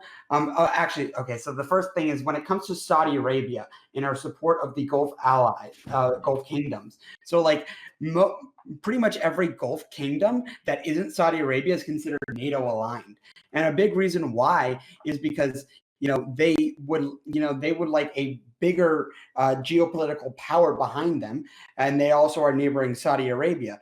And also, there's a big thing to mention.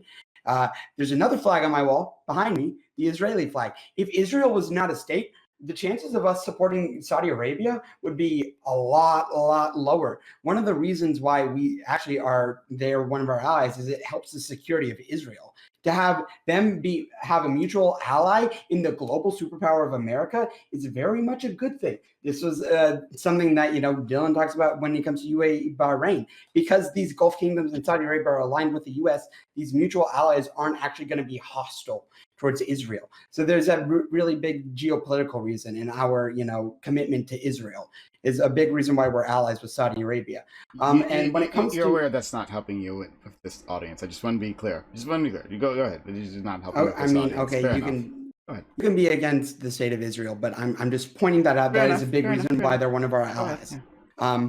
And then also when it comes to good things that NATO has done, since we're on the Middle East, we protected Kuwait. Like we came in and make sure that what I believe it was Saddam was doing was push him out of Kuwait. I mean, if anything, we did it late because I believe the invasion was 90 or 91, and we went in like 93, which was late. But when we go places with the support of our allies, like there's a really big problem with Iraq. My biggest problem with Iraq was, the faulty evidence that, France did not support. I That it think was unilateral.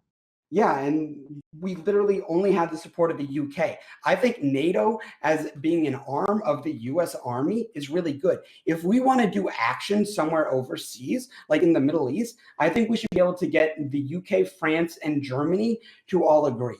I think that they would, support, And it should be action protecting approved by women's the UN. rights. Yeah, but I think, these allies of ours, if we call them the big four of NATO, US, UK, France, Germany, I think they would all support, staying in Afghanistan to protect women's rights and, make sure women can still get an education. Because 86% of people, 86% of Afghanis really care about that. And they know that the Taliban does not give a shit. Also, I will drop a video of Dylan looking through that PDF, by the way. Okay, fuck Dylan. Who cares about I don't Dylan? know Can we why just you get keep to the telling us about Dylan. I don't know why. I don't know why you keep saying that. He's a geopolitical goof. Yeah, he's literally. He's the foreign policy, bro. Come on, man. He's not an expert. Don't present him as an expert. His He's never expertise is fucking in the anywhere. Middle East. No, stop. Foreign Don't policy say that. advisor and So, the most Oh God, please. So no hate. No, I want to make it clear. No hate to Dylan, but like that. Just because you're saying invoke his name doesn't mean we all fall in line. Like it doesn't mean. Like, I'm just saying, if you don't believe me, you can watch the video. Yeah, I know, also, but yeah, I again, think once it's again, weird. just because Dylan says so doesn't mean like, oh wow, I mean, look, if Is he a there's CIA research, if player there's too? research, oh sure, come on, dude, come on. He is. But like, if there's research on data you can present, that's fine. But just because it comes out of Dylan's mouth doesn't mean anything, right? But again, no drama to Dylan. I actually like Dylan a lot. But okay. I'm just linking a video. Yeah. My bad. Okay. Sure. All right. So. Can I say go ahead, something please, really Doobie. quickly? So I just want to say that Charlotte actually convinced me. I think that we should stay there for as long as it takes to Americanize these people and make them atheists. And I think we should probably have a lot more troops. Yeah. Shut the fuck up, Doobie.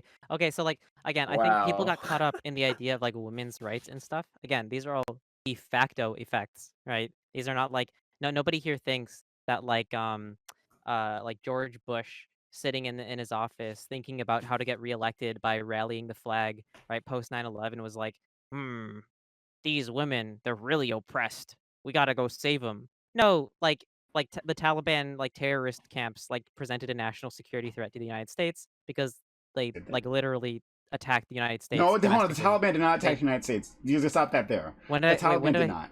Did you not listen to what I just said? You said Taliban.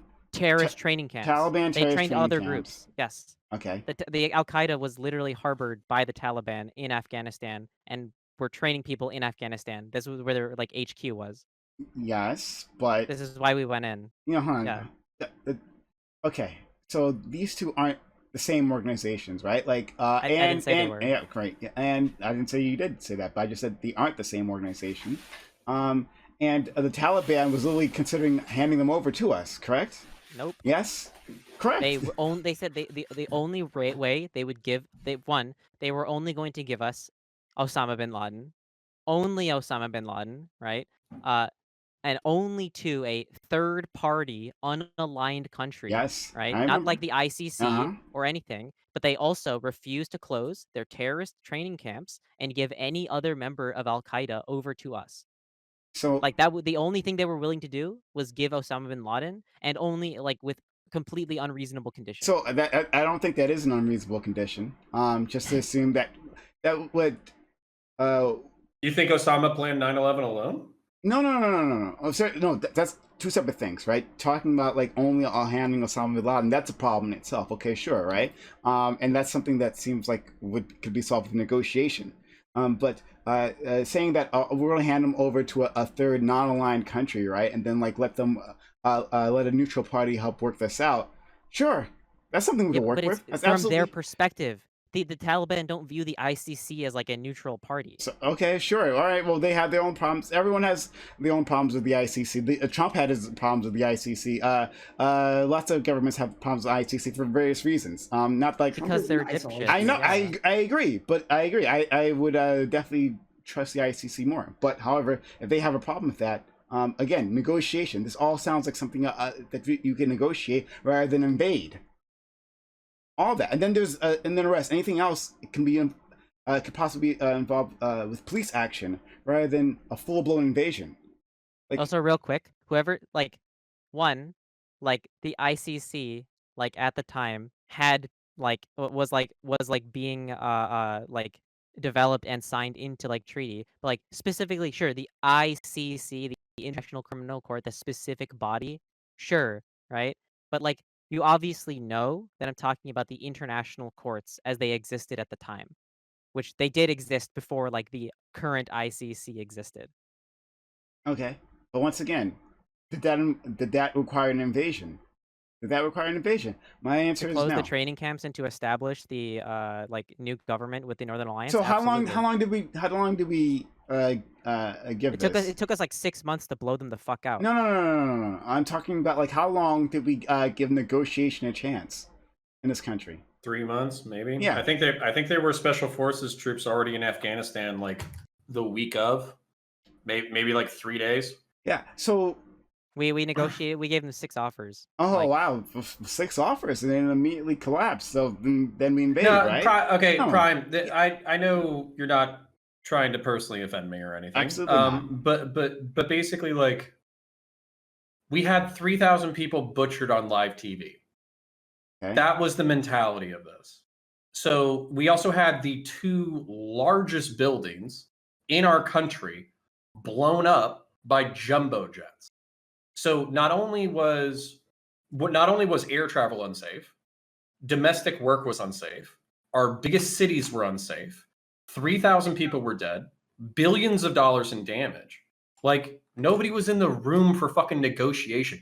I could have found a preschool teacher in 2001, handed her Osama bin Laden and a fucking pair of pliers, and she would have chipped off every single fucking orifice fucking digit that this guy had. Okay, so while it's perfectly comfortable 20 years later to go, we can have a sober reflection on what was proportional in relation to 9/11. That was not the mood. Sorry. So the mood is the country wants blood, right? And so we give them blood, right? No. And that's how justice works in general, right? The people who were wronged by an offending party, we hand the criminal over to them, right? And let them go at it. No. So we could ignore that, right? We could just completely ignore that. Hold on. I'm going to respond to this. So we could just completely ignore that, right? So that's not an important issue. That people were in the mood, right? We rely on the leaders to do a better job and to making decisions. Correct. All right, good. So we can move past that. That's completely unimportant. And then beyond that, so what about other countries? What of other countries, right? That we invade, that we do incredible damage to, that we knock over, we take over their governments, right? When if the people ever manage to reassert themselves, right, from the governments that we impose on them, if they ever manage to reassert themselves, then what should they do? Okay, well, America came in. They caused thousands of deaths. Right? Thousands of us died, destroyed our infrastructure, right? We had an elected government, or whatever government we had, and before that was supported by the people. We had that, and they knocked it over. So how should we respond, right? Well, I mean, should we not? Let me answer this question. From their perspective, should they not kill Americans? I mean, because America can kill them. Wait, can kill brown people. Hold on. Wait. I'm responding to this. So Americans can kill with impunity, right? Because we're hurt. Because we're hurt. We can kill with impunity. We can drop bombs because, of course, we have the right to. But on the other side, those other countries, should they not have the right to slaughter Americans? Go ahead. This is incredibly important. Connor, go ahead. Okay. So this style of warfare that I know is popular on Twitter hasn't existed since 1952 or 1953. We don't bomb civilian centers. We don't carpet bomb cities. We don't fucking just walk up to entire cities of fucking civilians and just execute them all. Hasn't happened. It didn't even happen in Vietnam. Okay. Basically, and here's the other thing. What we do in the warfare context since Vietnam is we work with local governments. So while it's very popular on Twitter to just hold on, you asked a question. I'm answering. I didn't interrupt you. I just smiled. Go ahead. You asked a question. I'm answering. And I'm smiling. Go ahead. So even if the Vietnamese government corrupt, fucking, if you want to pretend that everybody is our puppet, yeah, sure, whatever. I don't really give a shit. But at the same time, we're working with locals. We're working with political influences. We're working with people who are actually a part of the country. If you actually look at 80, 90% of the casualty statistics in the Iraq war, it's not even from coalition forces killing anybody. It's literally sectarian warfare between rival religious and ethnic groups. So while you can say that we're responsible for the power vacuum, these rivalries already existed before the fucking war even kicked off. Look at the post. These were latent ethnic and linguistic fucking like antagonisms that have existed for fucking decades. Great. That were unresolved. I'm going to respond to this. But Charlie, don't worry. I'm going to let you in because I didn't really want to hear what you have to say. Okay, so we have conflicts within our country, right? Like we have factional conflicts, right? We aren't getting shot. Hold on. We got little domestic. No, you say something stupid, you got to back it up. On what scale? We have domestic terrorist groups. Hold on. Let's talk about that. We had a domestic terrorist group that was running a terrorist campaign, a state-funded terrorist campaign, not a state-backed terrorist campaign in the South, right? When they were hanging Black Americans, that was a thing, right? That was a thing that was happening. That was like ethnic strife happening here in the States, right? Correct. Come on. When you don't know the period of lynching, you don't. No, I'm saying historically set the time. Hold on 1 second. Excuse me. Historically set the time. Early 20th century. Okay. Wait. Okay, sure, great. I don't know why you. Hold on. I promise. I'll be letting. Just want to respond to him. Then I definitely want to hear what you have to say. I'm sorry. This is really confused. That's why my fingers are going back and forth. Because I'm really confused as to which side everyone is on. So sorry. But yes. We had ethnic divides there, right? So should another country come in, right, saying, well, we're only using like the factional divides that are within the country already, within America, right? Let's prop up these different militias, right? Give them funding and weapons, and they'll handle it, right? I mean, we're not going to handle it. We're not going to carpet bomb or anything. We'll let them commit the genocides, the war crimes, and all of that, right? And our hands are clean. I mean, these are differences. We're just going to help them work it out. Number one. Wait, Number one, no. This has to get addressed because this is something that's just fucking latent in the lefty fucking Twitter sphere, okay? Number one, we had this war. It was in 1865.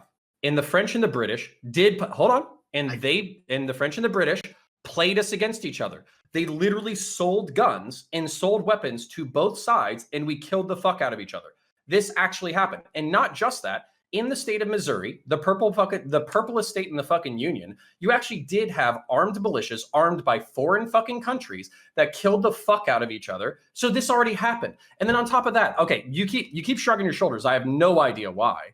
Because I'm saying so. I don't see how. Okay, because I'm saying the scale of the problem is not even remotely fucking comparable. Do you want to take an annual statistic of how many people were killed per capita inside the United States since 1865 versus how many people were killed per capita inside the state of Iraq in 2 or 3 fucking decades? It's going to be fucking spit in the ocean. This is such an ahistorical take. Let's go Red Charlotte. Red Charlotte, please. So Prime.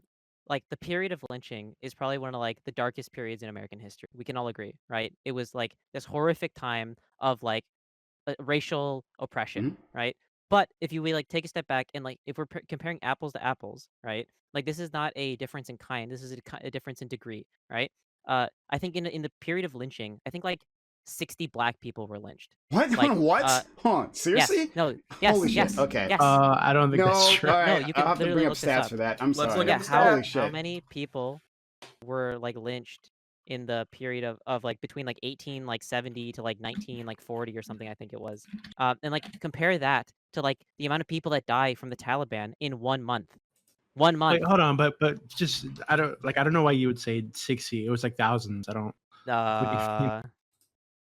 Thousands. Like I'm not googling it right now, but it was thousands. Yes. Okay. The point. Let's 1882 to 1968, 4,743 lynchings. Oh yeah. Sure. Okay. But you almost got at the it. same 60. time, Sure. Holy shit. Go ahead. Yeah. So like keep going, Charlie. In 1 year, like this gets dwarfed by the Taliban, like every year.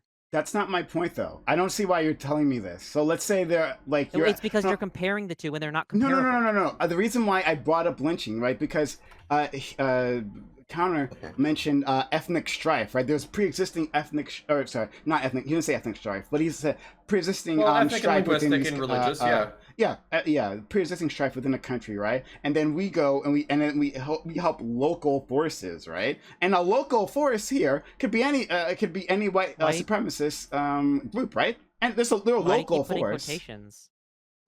Why do you put quotation marks over like local groups when, force? like, Local force. That's what he said because I'm quoting him. That's why I'm quoting. Sure. Yeah. So so that could be the KKK. I mean, they're a local force, right? They have a different opinion. They might align with the goals of a foreign power. So if they came into the U.S., right? So in do the you U.S. think- and do you backed think them. that- so I don't in order for understand. this to I be just don't understand analogous- this point about no. I just don't understand this point about like the scale. Like that's unimportant to me. The scale of like the damage one. So let me done. match you one for one. Sure. So are you saying that the Iraqi coalition government that was founded after the American invasion, or the Afghan national government that was founded after the invasion, had a similar sectarian or religious beef with all of the constituents of their country, and they were committing ethnic genocides or religious genocides against their own people? Did the United States appointed governments in both Iraq and Afghanistan conduct religious or ethnic purges that were supported by the United States or even taken place in a large scale? For those governments, no. As far as I know, that's not the case. For other governments we've supported, yes, they've actually. The vast majority of groups who support aren't the fucking Sandinistas. The vast majority of them are not like the Sandinistas. Maybe they were. You are implying that they I are didn't like mention the Sandinistas. No. Hey, oh my God, Charlotte, I'm not talking about you saying you're a bad specifically the leftist, word but I love you. Sandinista. I I'm didn't saying say you're saying any of the. that. Are you? I didn't say anything. Go ahead. Okay, stop. So like. Don't tell me to stop. But go ahead. So you did. You're saying America like they go around supporting these like bad groups or whatever. Right? You like literally said this verbatim to counterpoints. I don't know why Yeah, you're but then denying you're that you putting said it. We I haven't don't know. heard it. But then you put Can in I substantiate Sandinistas. this? I have no idea what you're No, bringing no, up. no. Oh, I use them as an example of a bad group we supported who did like do mass killings and did horrible things. And I'm saying so that helps the my majority example. the majority of groups we support like in our history have not been like the Sandinistas. So Charlotte, this got way back to when we were talking about polity, right? And I mentioned polity and got into like a methodology thing, and it kind of spun off, right? Like, what are you pointing to as like good examples of like U.S. supporting democratic intervention? The SDF, the ANA, the Iraqi coalition, like post Korea. the Iraq war was bad, but like the insurgency skirmishes post war, right? Like because we can't like change history, right? Like our support for the Iraqi government against ISIS, right? Our support for like AFRICOM. Wait, are they including interventions like U.S. against like Iraqi against ISIS? Because that feels like really weak. What? When we're talking about like invasions for democracy, right? I thought the specific context was invasions or we covert haven't actually operations. invaded that many countries. Okay, Well, like, can I go? Because that's the point. That's why when you said yeah. 80%, and it's like Vietnam and Korea and like the covert operations, if we want to talk about it, it's like Iran and like all these other countries are supporting right-wing dictatorships. Like, come on. You're bringing up anecdotes again. No, anecdotes is history. Charlotte, I disagree with you. History. No, What? For every 1953, you have like 5 SDFs. So like where are name they? Them. Yeah, name them for us, please. If you can't do it on the spot, it's fine. You can take a moment. Connor, we'll get to you. But no. If she can't do it on the spot, it's fine. She can go. It's a podcast she's citing, so it's fair that she can't pull it up on hand. No. She's really sure that there's a massive difference in. Yes. Go ahead. Then what are these? The YPG, the YPJ, the ANA, all the militias in Afghanistan, all the militaries and groups in Africa, which is like 29 different nations. Okay, which ones? If you want to talk about the opposition forces in Libya, you want to talk about there's like one in like South America, I forgot its name, but like that alone is like 30 fucking groups. Sorry. Maybe I don't know. You'll have to actually name them. You'll actually have to name them for me because you're just like, oh, Africa. The Niger government, the Sudan government, the Somali government, like the Libyan opposition forces. Like, do you know what AFRICOM is? Yeah, I know what AFRICOM is. Thank you. Yeah. So like every operation in AFRICOM currently is a good one. Okay. Because they're all counterterrorism. We will definitely at the behest of local governments. We'll have to. Hold on. Defending Al-Shabaab, buddy. No. I'm not defending. Why would I do that? But go ahead, please, Connor. But here's the thing where like this is the beef that LSP and I got into a few months back or whatever. I am not a stan for America unilaterally, and I don't want to cover up the fucked up shit we do. So I'm going to go ahead and give SDL and Prime some ammunition for this, okay? So basically, some of the negative interventions that we've had, while South Korea is great, we bombed North Korea so bad that we killed like 20% of their fucking civilian population. I want to say it was 3 million people. Also in Indonesia, we were so paranoid about communists that I'm pretty sure like 800,000 people were slaughtered by pro-democratic forces. In Vietnam, the government Not pro-democratic, but yeah. Yeah, well, whatever, the capitalists, whatever, the fucking fascists, who gives a shit? Fucking the nationalists in fucking China that we supported against the fucking communists or whatever, they killed like 250,000 people in a single battle in which they were withdrawing from Chinese forces, and they blew up a dam. They literally killed 250,000 people through fucking incompetence and drowned them to death. I'm trying to think of whoever else, but like, with the Vietnamese forces or whatever, basically we knew that the Vietnamese government was corrupt as fuck. And JFK literally allowed their president to be assassinated so we could have a more U.S. friendly fucking president, if I remember correctly. So there are a whole. Oh, and then also like just to put it on like the morality spectrum, not talking about gross numbers, but talking about morality. There was the CIA Phoenix program in the 1970s, which was basically like literally a blacklist in Vietnam for killing North Vietnamese and South Vietnamese political folks who were supportive of communist forces. So I'm not saying we're not doing dirt. I'm not saying we're not doing fucked up shit. I'm not saying that we're not doing like basically fucked up shit that kills hundreds of thousands of people.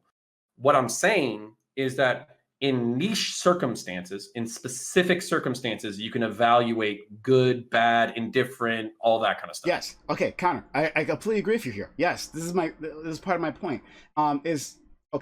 So I'll say this. I overstated the case against U.S. intervention at first, right? I said we were never the good guys, and I'll pull that back. I'll retract that.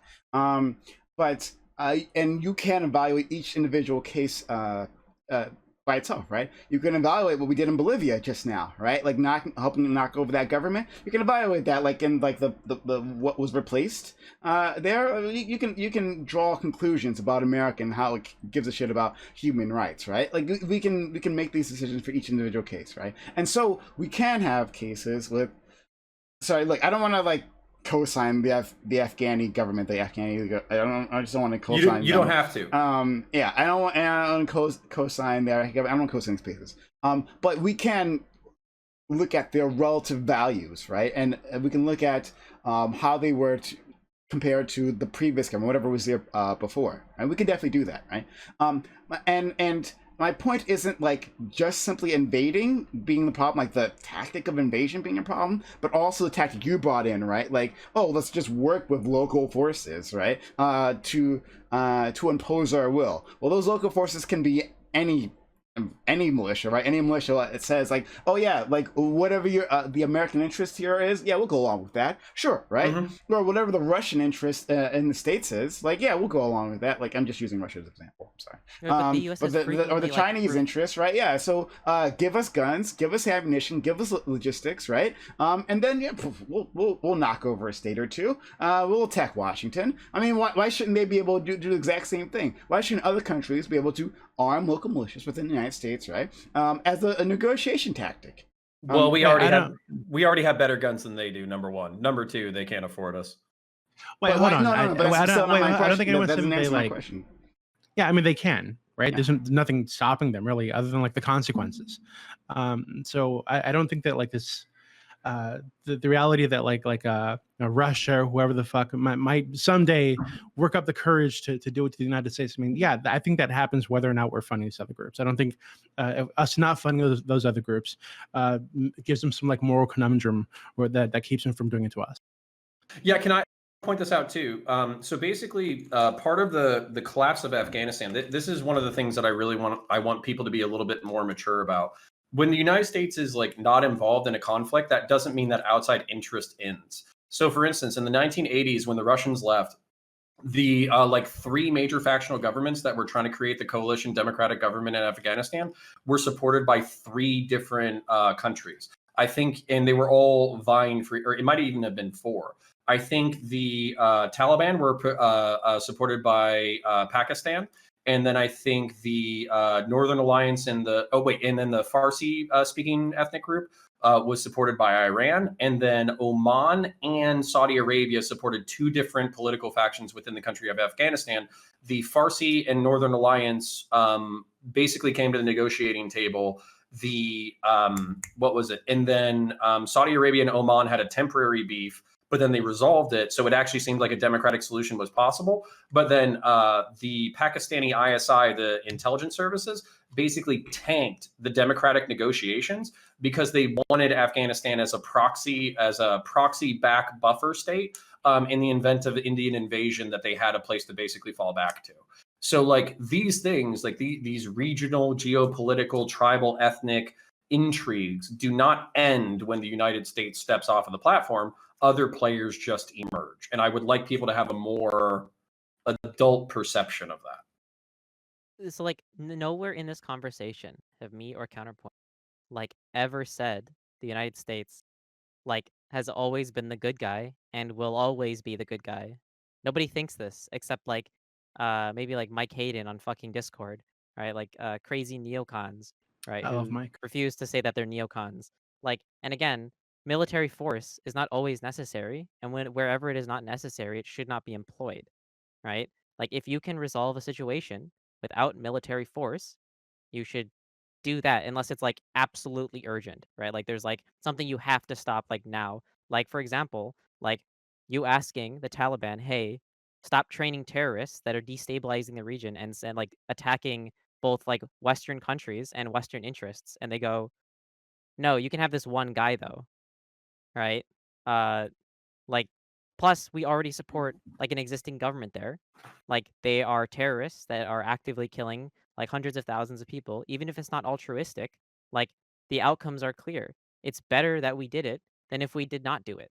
Uh and like even if all of the like human rights and democracy are all de facto effects, right? None of them were intentional, and they were just like things that like the leaders thought just like on a side, right? You know, those are some good things that could happen, right? But they don't actually care about it, right? It doesn't matter. It absolutely does not matter because that's what happened, right? That's the reality of the people that live there. That's their lives, right? Like like Counterpoint said earlier, if we leave, right? What you'll see with all those people, like the women in the parliament, they will all be dead. They will be executed in Kabul in the city streets. They will be gone because the Taliban wants them gone. So, okay, so once again, this shows a failure within the entire project, the entire Afghani project, right? So, like, first of all, let's just stop. If what you're saying is correct, then let's completely stop putting money into training Afghani troops because they're fucking useless if they've shown themselves to be, right? And we'll never actually stand up. I feel like we can just make that. But they can with our money. When? Again, I keep asking. I mean, so when? Prime, Right this now. is They're doing actually it the right argument that I now. think is the weakest, right? I They're don't. doing it right now. I think all of the justifications that Red Charlotte's given for like U.S. intervention, when it's really all geopolitics and it's just real politics, none of it's actually justified. I think that's bullshit. But the argument that like if it were actually a humanitarian thing that we spent 1,000 American lives a year to like save a democracy in another country, I would pay it, no hesitation. Hold on. This is such a weak argument. Oh, so I love that like you, Aiden, would pay for 1,000 American lives per year. So you would say, oh, okay, yeah, I'm going to sacrifice 1,000 other people per year for my project, right? So it's not my project. It's the lives of other people. But you said the lives of American soldiers. Am I mistaken? This I want to make sure I get think this is a bit of a straw. No. I'm gonna make sure I have what you said correctly, Aiden. Yeah, like if it was like 1,000 soldiers a year dying to preserve like a democracy for millions, absolutely. So Connor gets to die. We send Connor off. Maybe Connor is kid when he grows up. And don't worry. Well, I promise you will be able to respond. I promise you will be able to respond. Connor's kid, they go off and die. You're sacrificing their family because Connor kids wants to follow their father's footsteps, right? And so they get to die. But you're like, oh, that's a worthwhile price to pay. Are those lives?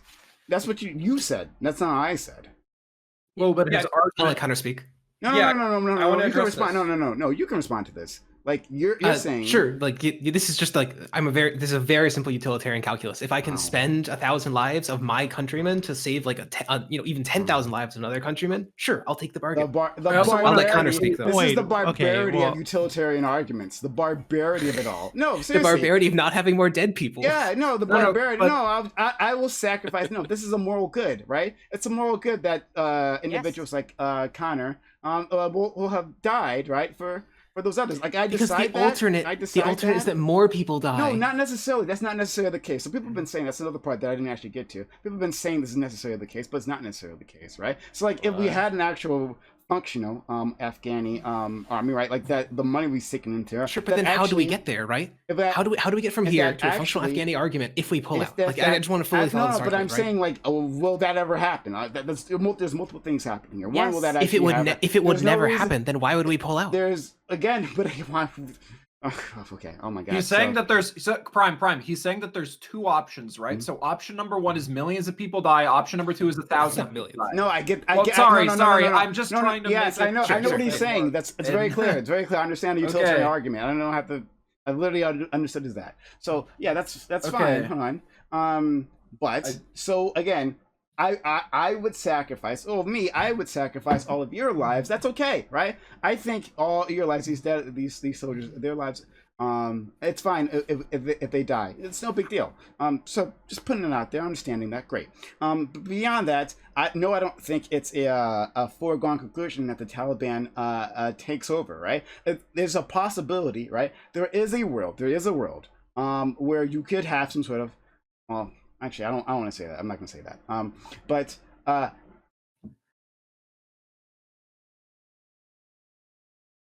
I think we make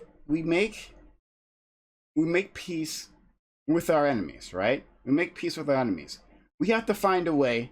The Taliban isn't going to go. Oh, we clearly cannot bomb our way out of the Taliban problem, right? We've tried that. We've tried that for so many years. We can't bomb our way out of a problem. So we have to find a way to work with these individuals, right? To have some sort of to find some sort of symbiosis, right?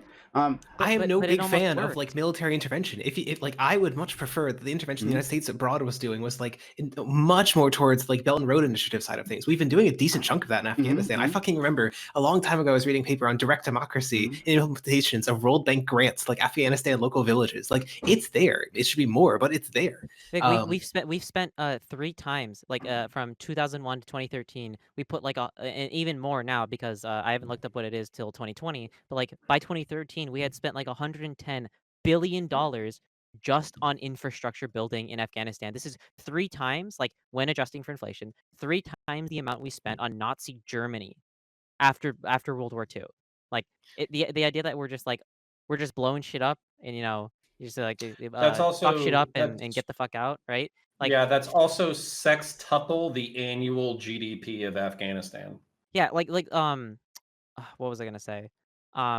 Like in 99% of worlds, the Taliban do take over. Like there is almost no way they don't. And also this whole thing, oh, we can't bomb them out of existence. Well, one, we like literally can because we almost did. The reason we didn't finish them off is because we pulled out 100,000 troops and just like proactively conceded land, like lots of it to them, which gave them like a power boost essentially. Like I think like by I forgot, it was like the late like mid 2000s, right? Like the government had like 90% of the land, 90%, like almost the entire country, and then all of a sudden, we were like, oh, mission accomplished, guys, and then we pulled out, and then guess what? They went from like 11,000 people in the Taliban to now like 70,000. Like good job. Like this is Guys, what happens when you don't commit. yeah, listen, sorry. There's just some rhetoric around veterans, and I want to address it head on, okay? Please. So veterans are resentful of 2 things when it comes to war, okay? Number one is people believing that they don't want to fight. Okay? Infantrymen, in particular, United States soldiers, special forces, higher level, SOCOM or whatever, Marines in particular, Marine infantry, they volunteered specifically to fight. Okay? They volunteered to go kill people. It is what they want to do. If you want to talk about all the okay, there's two. Hold on, SDL. There's two classes of people within the military. Okay, there's infantry and there's pogues. Infantry are people who signed up to kill people. Pogues are person other than grunts. Disproportionately, they signed up for college benefits. Okay, so there are some people in the military. All right, there we go. We got a nod. Some people in the military signed up to actually fight. That's the number one resentment. The second resentment is that people spend their lives frivolously. So most of the people who sign up to kill or fight or die inside a war, they do not want to fight or die for a war that is pointless. Part of the morale collapse in Vietnam was that we had a guy by the name of Robert McNamara, who was literally like, he was like scientific management on steroids. He literally thought that if we just sent United States soldiers to keep killing North Vietnamese people over and over again, we would exhaust their material and exhaust their manpower. And it just never happened. So literally, airborne troops would fly into the middle of a jungle, charge up a hill, kill a few hundred North Vietnamese, have like 10 of their buddies die, get back in the helicopter, fly back to base, and then they would come back to take the same hill a month later. And that became exhausting because their lives were being spent frivolously. The suggestion that I had of foreign internal defense matched with a volunteer Air Force, not only is it such a small force that you would almost completely, it would be staffed by volunteers, people who were only interested in the fight. Number two, it has the logistical ability to provide the services that the Afghan National Army and Iraqi Army need, but you are not on point. You do not run into the moral situation of a white European in Arab or Middle Eastern and North African and Central Asian lands running around gunning down brown people. You are supporting the government. You are not there to conquer, you are there to assist. And also on top of that, it changes your mindset because basically with foreign internal defense, you are not a conquering army surrounded by a sea of white faces running around and shooting everybody up. You are one white face amongst hundreds of thousands of brown faces, and you're helping them control their own country. Finally, the deaths are not the only metric for human well-being. I know this is probably evident to everybody here, but for instance, China, the CCP, which to me is a dystopian authoritarian nightmare, very likely has less crime, less homicides, and less like political strife in the public than the United States of America. That being said, I would never want to live in the CCP because it's an authoritarian fucking shithole. And with that, I yield. Yeah. Can I ask a question? Oh yeah. Oh, okay. I'll give a quick response to him, and then I'll go to you next, CV.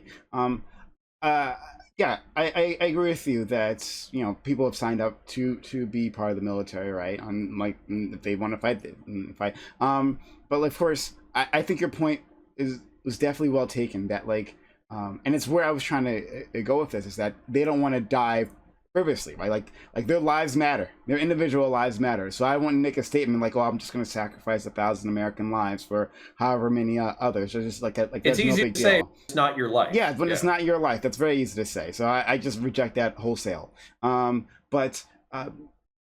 So I and whatever, and if you're saying, and I have no idea, I can't make this judgment. I don't know enough about the military and our capabilities, right, to make that judgment. But if you're saying that the configuration that you said, like 100 or so people with 5 airstrips, and that's enough to support, if it was something like that, such a small footprint like that, that would be great. If we had an Afghan army that would stand up, I want them to be able to stand up and do this all themselves, right? It would be capable, and we could just provide some air support for them. If that's all we need to do, then I would definitely be in favor of that. That sounds like a great situation. I'm not sure. I can't adjudicate whether that is the case, whether what you're saying is true. I don't know. But if I take your word for it, then that sounds like a good solution. But go ahead, Doobie. So I have a few questions. So question number one, Connor, you were a veteran, right? What kind of veteran were you? Like, were you like an infantry person?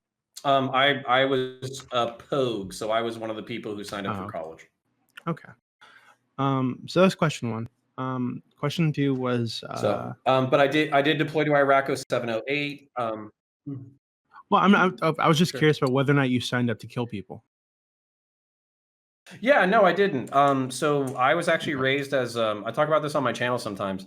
I was raised as a Christian pacifist. Like my parents are unironically Christian pacifists. So I couldn't handle that psychologically, basically. So I basically knew that I signed up for like person other than grunt stuff because like I wanted 9/11 was when I was like 13 or 14. So I literally watched in middle school like people jump to their fucking deaths, and I knew that I wanted to contribute to the military. But that being said, I was trained by the guys who took Fallujah in my combat training, so I basically had like a really personal relationship with at least a dozen veterans who were involved in the largest battle of the Iraq War, and then also a lot of my friends post service are infantrymen. So we talk about this stuff like why do they sign up, why do they do what they do, all that kind of jazz. And there are some people who view the military as an adventurous step towards physical violence, and they've made peace with that. I'm not saying every infantryman signed up for that, but I am saying that a large portion of the people who sign up for the infantry specifically, because the job is literally infantry. It's carry weapons into battle, kill other people. Like they know that going in. So when you sign that contract, that is you know more what you're getting in for than let's say like the kid from the hood who's signing up to do administrative work in the rear. Okay. So question number two is you seem to imply that there was like it's less bad when there are like brown people trained by Americans killing other brown people than it would be if they were like white Americans. They're killing those brown people. Now, why does the color of the person doing the killing matter at all in this situation? Like, if they were just like brown Americans, would that be less bad than if it were white Americans? No, I mean that might have been like hyper simplified language. But my larger point is that these are people from the country. They speak the language. They have a buy-in in the nation. They're invested in its future. They actually want good things for their country. So, for instance, like I'm a cop, or I was a cop, and I serve my community because I had a buy-in to my community. That is different than somebody flying into my country, not speaking the language, not knowing the locals, not knowing anything like that, shooting up the fucking neighborhood and then flying home. Yeah, that makes sense. I just didn't know why you made the distinction that these were like white people, shooting. Yeah, brown sorry, people. I might have been a little hyperbolic or sloppy. Okay. And question number I don't have a third question. I think I just generally want to support the idea that like, if, like I said earlier, if we're going to be there, I think we should go full force. If that means like having a small force and they're training people and exerting our influence that way, sure. If it means flooding the country with hundreds of thousands of soldiers and just totally occupying the fucking thing until it's calm and pacified and these people are under our control, that's okay too. But what I don't like about the current situation is it seems to be like a half and half out kind of thing. It's really silly. Well, the current situation also kind of seems like we're going to be out eventually altogether. And you guys were saying that if we pull out, there's going to be this power vacuum, which we've all heard that before. But that is what we're doing. We are pulling out. So what do you guys think is actually going to happen? Like, you think there's going to be a power vacuum? Like, I think Counterpoint suggests that we're going to have to go back. I mean, is that what we're doing? No, actually, yeah, I want to address this head on. So actually, the Taliban is so not interested in us being involved that I think they effectively have an interest to police their own. So what I do think is going to happen is kind of like Red Charlotte and I predicted. They're going to, basically as soon as we leave, they're going to storm into town. They're going to execute all the secularists. All of the female legislators are going to have to go into hiding. Girls' schools are going to be shut down. And then probably for at least the next 10 to 30 years, hopefully, the Taliban is going to be like, well, we don't want the Americans back, so you guys are not allowed to commit international terrorist attacks. Because if you do that shit, they're going to come here and fuck everything up again. So basically, like, I actually would not expect the Taliban to support international jihadist organizations because they basically know that that's going to bring us back to the table. So, like, what can we do, right? Well, watch to be in horror. to be honest, the thing is, well, you can't really do anything. we can't. There's no way to start a mass movement all of a sudden support the Afghanistan war in like 2021. All we can do is sit and I guess if you want to condemn Biden like me and like that's Well, it. But like, and the thing is like, I don't know if they would stop supporting groups. They would just try to be more secret about it this time, like Iran does, where they, oh, we're not supporting terrorists, guys. Supports like 30 terrorist groups in the Middle East or whatever. Like, yeah, we can just like we can only just watch in horror as like that. And then watch in like 2023. You're gonna see like there's gonna be mass executions in Kabul. It'll be streamed on Live Leak. Like we'll all see it. Like it's gonna happen.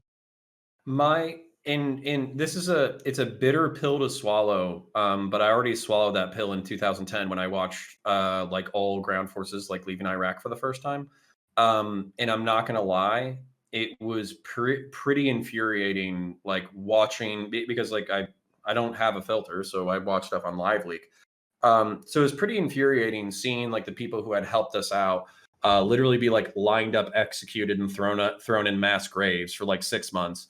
And then also it was really shitty to watch Iraqi army collapse. Like I think the Iraqi army of like 10,000 literally fled an ISIS force heading into Mosul of 3,000 dudes in soft trucks. I think it was even less than that.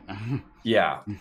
So I actually sympathize with Prime, because if these people really want this fucking country, they have to fight for it. But at the same time, like the reason why I hate saying that out loud is because I know what happened in Mosul was mass rape, mass execution. Anybody who was affiliated with the Americans was on a list. They got dragged out of their houses and shot in the middle of the night.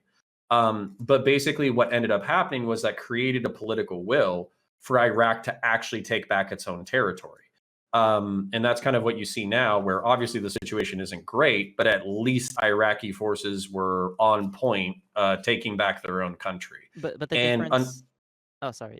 You're gonna. Oh no, I was just going to say, unfortunately, nation states might need a narrative like that to exist, because if you try to have an external force create a country, everybody is focused on the external force. But if you have internal forces that are vying for power, and then they vie for that power, and then it gets figured out for good or for ill, at least that's kind of like inorganic creation of the region and the people who are invested in that interest. Holding it all together, like it's kind of like I'm trying to think of like a fucking holding a broken eggshell with your fucking hands. The second you pull off your fucking hands, it's going to fall apart.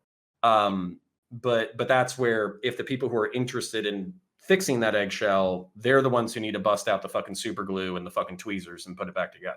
But I think the big difference is like, well, that might have been true in Iraq. This isn't true in Afghanistan. Like the ANA don't like by and large, like, so obviously every once in a while you might have someone flee a fight, right? But like you always will in any army.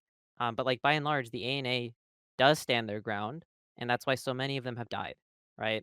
Like 80,000 of them, like they dwarf the American death count is dwarfed by the ANA death count, because they are the ones who are like out there in the contested zones, like actually fighting the Taliban like face to face. And like the whole thing of like we can just train them or whatever. Training only can do so much. Um because like the reason why it's so effective, like having the United States helping, is because it's first world warfare versus third world warfare. So what the Taliban does is they just will bum rush you and shoot you, right? How American soldiers fight and first world soldiers fight is they take some pop shots at 500 yards, unless you're obviously in an urban center, which doesn't really happen in Afghanistan currently. Then they call in air support and they blow you to kingdom come, right? And you're gone. The Afghan National Army can't do that. They don't have the resources to call in Hellfire missiles every like day, right? We do. Um, like it's just a matter of they don't have the ability, even if they had the will. They simply don't have the economic capability to do it because they're a developing country.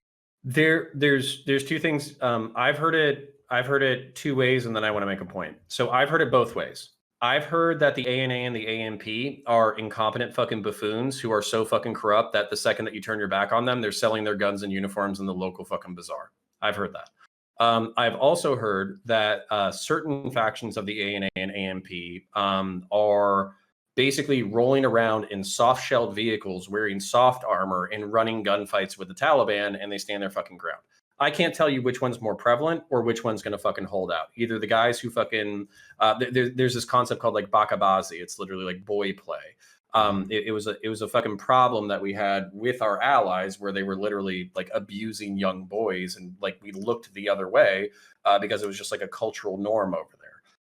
So that's kind of like the thing. It's like, do you support the pedophile people who sell their fucking uniforms and guns in the local bazaar, or do you let them figure their own shit out? But then at the same time, that fucks over the people who are actually trying. So for instance, I think it was on Vice. It was called "This Is What Winning Looks Like." There was like 3 AMP Afghan policemen who literally like their job all day was to drive around detecting IEDs. And the way that they did it was one of the cops, without armor and without a fucking bomb device, literally just ran up to the bomb as fast as he could and ripped out the fucking wires with his bare hands. So he was literally just hoping that the bomber wasn't watching it, and that like he would get to the bomb before the guy could get the trigger off. That guy died. Yeah. He died fighting for his country. But like on camera, he did that like half a dozen times. So like this dude is literally like, I'm fighting for Afghanistan. I'm literally running up to bombs and ripping out fucking wires. If I don't do this, it's going to kill my friends or kill people in my community. I love and respect that guy, but I just don't know if us support. Like it's like pouring water with a bucket with a hole in the bottom. It's like almost impossible. So I would say that, and that's fucking intense. Holy shit! I've never heard that. That's unbelievable. Holy crap. I love to see that. If you could link me that, if you DM me that. Yeah, I'll try to find it. Yeah, I'd appreciate that. Holy shit. But so the current world order will not stand. We all understand this, right? Is that no world order ever stands the way it is. The current coalitions don't stand, right?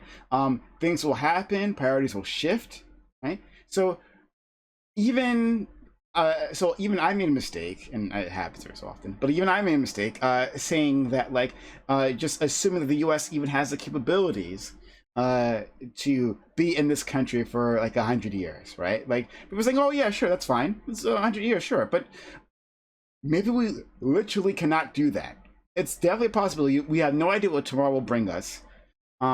Something can happen, some other huge event, and then our priorities shift, and we're like, well, of course we can't stay in Afghanistan. No, that's old news. No, this current emergency, no, that's got to be our focus. There's no two choices about it. You know, like we tried our best here, and they're gonna have to take it over from now, right? Like that's a possibility, and I hope no one can deny that the alliances shift, the players on the world stage change. So if we're talking about a permanent solution is going to have to be a diplomatic one. It's not going to be a military one of the US just sitting there forever and engaging in this war. Like if the goal is to have a state where these rights are respected, and they're important rights, and I hope I haven't given the impression that like, you know, women being able to live their full lives within Afghanistan is not an important goal. That certainly is. But if we're actually going to ensure that goal, much to what Connor was saying, right? Like an external force holding this all together, it's never going to work, right? That will never ensure it, right? Because the moment there's a political shift here where something happens and then we leave, then it falls apart any which way. So it has to be diplomatic. It has to be diplomatic. There's no two ways about it. Because after that, because at some point we're going to leave this place. It's going to happen. And we could take the worst case scenario that Red Charlotte was talking about, right? Well, yeah, that'll take place because we haven't actually put the effort and the proper effort in to make a diplomatic solution. And so that's going to involve the Taliban. It's going to involve the Taliban. They're going to have to be at the table. That's going to happen. So the thing is, go ahead, please. with the diplomacy, the point you say the war part is impossible. I would say the diplomacy, the reason the war is even a thing is because the diplomacy with the Taliban is strictly impossible. There will be like I bet my left fucking leg by the time we leave, there will still not be a peace deal with the Taliban, because the things that are in disagreement for why they have not signed a peace deal for the past 4 years are like basically axiomatic, right? Like the Taliban will not budge on women's rights, period. They wholesale reject the concept of women participating in society on almost every level, not even being able to go to school. They like this is like the number one priority of the people of Afghanistan in the peace talks. So when both sides are diametrically opposed in what they want, there's no and one is super violent about it, and one is less so, right? You're like these peace talks will never happen. You can't do diplomacy with the Taliban. It's almost impossible. It has to be on some other grounds. But obviously, most people would say we shouldn't cede women's rights that have been I mean, you can gained in have the peace country. thing, destruction. Yeah, but that's the thing, Basically. right? That the Taliban is supported by almost nobody, right? Like the Taliban has so minimal destroy them. support in the country. They are only able to hold on to land because they have lots of guns and they have lots of opium that gives them lots of money, right? Like without like the only way to get rid of them is to get rid of them. Like and like hold on to provinces long enough to stabilize them and to move on to the next province. Like that's how we used to do it, and we did it, and then we ceded those provinces, and now those provinces are Taliban controlled again. And those people who regained freedom lost it, like within a few years, and that's tragic. And like the obvious solution, like by the data we have from like the past we can observe, is when we had lots of troops there, we held lots of land. When we removed the troops, we lost land. It seems like a fairly simple, like calculus. Okay. Um, Thank you all for this. This was quite interesting. Um, and Rachel, I really enjoyed battling on this. It was a lot of fun. To my honest members, the stream is not ending. The stream is not ending. Oh God, the stream is not ending. We're going to roll into our open walk-on panel right after this. And have discussions about something. I don't know. We'll figure it out. But stick around. So we'll have more content after this. We'll replace this group of people with another group of people. It'll be great. But first, I'll give these people an outro, and you can use this time to respond. You have a final statement in terms of all of this, or not, but you can, outro yourself. So we'll start with Layman. Layman, please.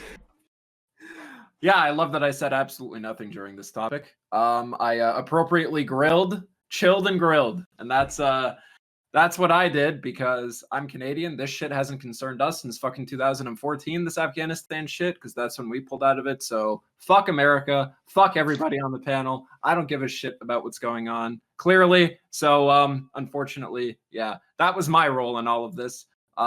Socked on left almost died earlier, and I'm the only one who noticed it.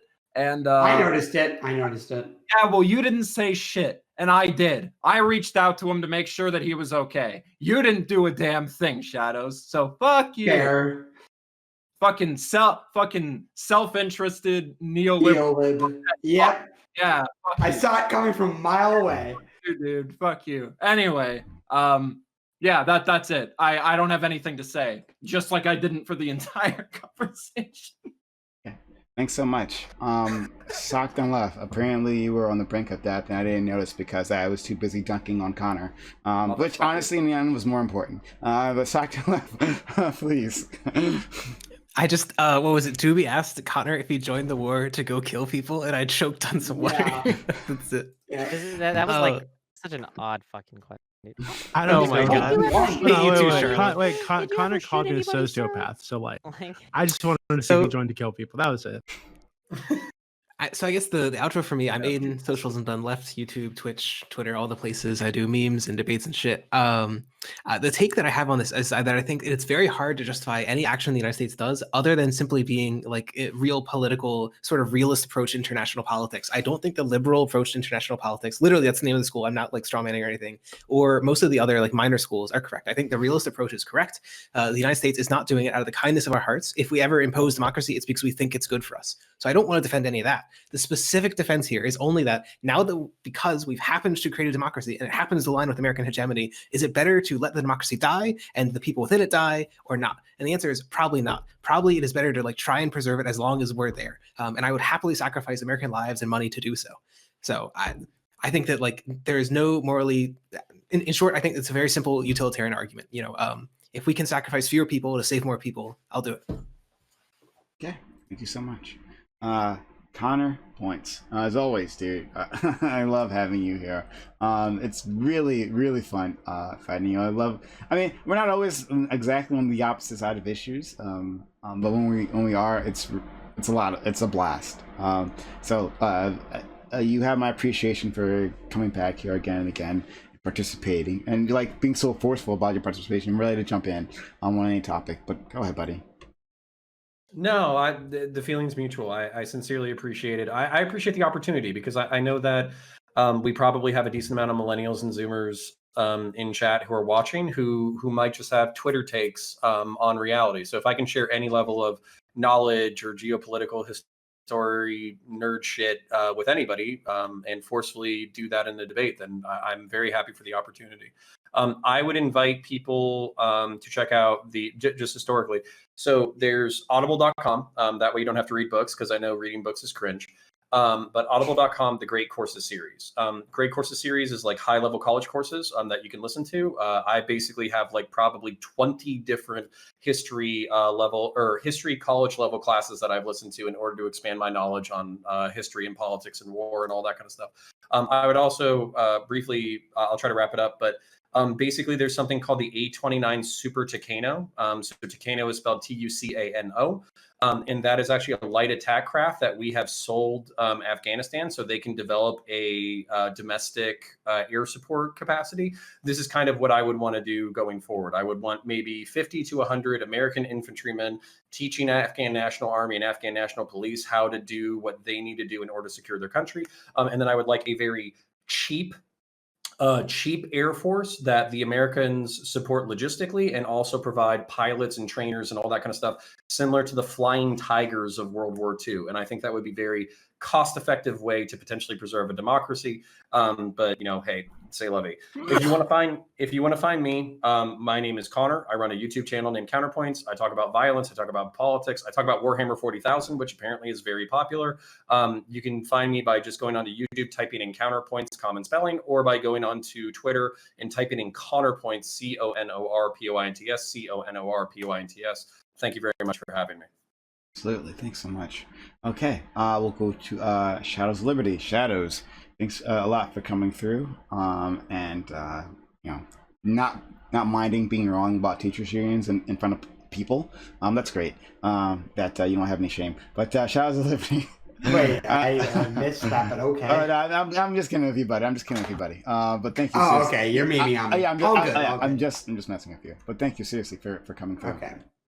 Yeah, of course. I only had much to say for about the first half, probably less, until obviously Connor and Red Charlotte busted out the big guns and clearly know way more about Afghanistan than I do. So, mad respect to both of you on your knowledge of this issue. I just try and have foreign policy be like a strong suit of mine and know a little bit about a bunch of different issues all across the Middle East and Asia. So. Very deep pools of knowledge coming in this panel. Big brains, very clearly.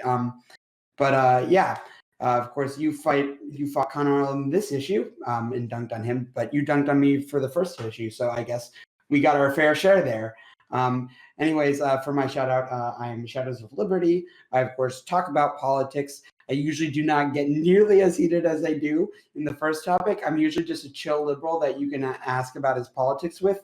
And even if you're not interested in seeing my politics streams, I stream music and video games, try and keep it as apolitical as possible. If you want, I'm going to stream piano after this. So if you want to bounce back and forth in between some good-ass walk-on panel stuff and some good-ass piano, you can go over to twitch.tv/Shadows of Liberty. I'm going to be playing some jazz, some Studio Ghibli, some video game music. It'll be a great time. Feel free to peep the stream. And other than that, it's obviously always great being here. Hopefully I'll be back next week. It's always great being on these Monday panels. They're a blast. Thanks, Prime. Thanks so much. And you heard it here, folks. He streams himself, and this link is in chat. But if you want to see the very worst of him being brought out, you come this stream, okay? This is He The stops best, though, is the piano The strings. best is the piano stream. The worst is when he's here on the Reverie. But definitely, I appreciate you, my friend. Okay, Doobie. Doobie. Thanks for being a frog. And being present and contributing to the panel. Doobie, tell the world about yourself. Thanks for having me on. So really quickly, there's this meme building in chat that I'm like a sociopath or something, and that I have no empathy. So to make it very clear, I have a lot of empathy. I love a lot of people. My heart bleeds for my people. I love my people. But those people are Americans, right? I care about other people too, but like I much less than I care about Americans. That's just the reality. I don't know what to tell you. I help run the politics Discord server. Politics.gg. It's the greatest server on Discord. I recently got Nick Fuentes banned, unintentionally, but it happened there, so I'm gonna take credit. And yeah, you'll find me there. Thanks for having me on. Okay. Thanks so much. Next, we have Charlie. Charlie was a brand new person to this channel, to the stream. Very much appreciate you joining us. You were Doobie's friend? Doobie added you, so. Dewey brought me on. I guess he just saw my hot mug and he was like, "Oh my god, I want this guy on here." That's true. So, Charlie is one of my peoples. As you can see, he's not a Nazi, probably. I'm not a Nazi. I'm not a Nazi. Although my wife does teach like Greek and Roman literature, so I don't know. But I do think that actually empathy is overrated. I think it's I highly recommend this guy's book, Paul something. His name escapes me, but he has a book on the subject of empathy and how it's actually very short-sighted and how it has a spotlight effect that you actually tend to ignore other people as a result. Yeah. Anyway, thank you for having me on. I don't really run a YouTube channel or a Twitch, so if you want to find me, you can come fight me on Doobie server. Okay. I'll be on there. Again, exclamation point Doobie in chat if you want to find Doobie server. Right there, link for your convenience. But Charlie, please come back. We would love to have you. Seriously, it was a lot of fun. I would love if you'll have me back. I'll show up as many times as you want. Definitely. Okay. And would you align politically? Like, what would you call yourself? I switch back and forth. I have a lot of weird views. I would say that I'm up until recently. I would say that I'm center right. Right now, I would just say that I'm pretty much dead center. Okay, fair enough. I don't know. Well, thank you. All right, next, High Priestess. High Priestess, thank you for coming, friend. Unfortunately, the last time we had you here was interrupted by unfortunate circumstances, but you worked that out. You made it here. High Priestess, tell the world about yourself. I'm glad you can have me back to contribute absolutely almost nothing. I hope my silence was as valuable and quality as I thought it was. I'm right there with you. I like that, I like that you keep calling Charlie a brand new person, like he is like fucking fresh, hot off the press. Like brand new person, welcome Charlie to Earth. It sucks here. Lots of debate, bros. Very cool. That guy, by the way, that Paul guy who wrote that book about empathy not being very useful, he's probably not very smart. He doesn't sound like he knows what he's talking about at all. Empathy, very important, very, very important. Even Doobie knows that you have to have empathy for somebody. Depends on how you integrate it, right? As long as they're American, right? Thank you for having me. I hope you invite me back again to sit here and be cute and say absolutely fucking nothing. Or maybe have a hot, spicy, angry take or something, because, I do get mad if you ask me to. You can follow me on Twitch if you'd like to, and you can follow me on Twitter if you'd like, but thanks for having me. No problem. Last but certainly not least, we have Red Charlotte. Red Charlotte, who I specifically called in for that question in Afghanistan, and she did not disappoint. Even though you and I deeply disagree on this issue, I do very much appreciate your perspective. It's good to hear other perspectives that you don't share, so you can understand your arguments and sharpen your arguments to be better. And just because it's interesting, it's a lot of fun talking to people who disagree. So Red Charlotte, thank you so much for coming through and like being excited to jump in and then having so many interesting takes. So thanks. Just real quick, the book Doobie is talking, not Doobie, that Charlie's talking about, that's not the thesis of the book. The book is that like empathy is sometimes short-sighted, but empathy is super important. It's just that you also have to like do a double take and make sure that your empathy is well directed. and you're not making like an emotional mistake. But the thesis is that empathy is super important. Not that you should disregard empathy. Sounds Well, like he Yeah, does know what he's That is talking not about then. that is yeah. not. I agree with the first part of your statement. I disagree with that. That is the thesis of the book. There is an entire chapter dedicated as to how empathy is actually good, and produces good.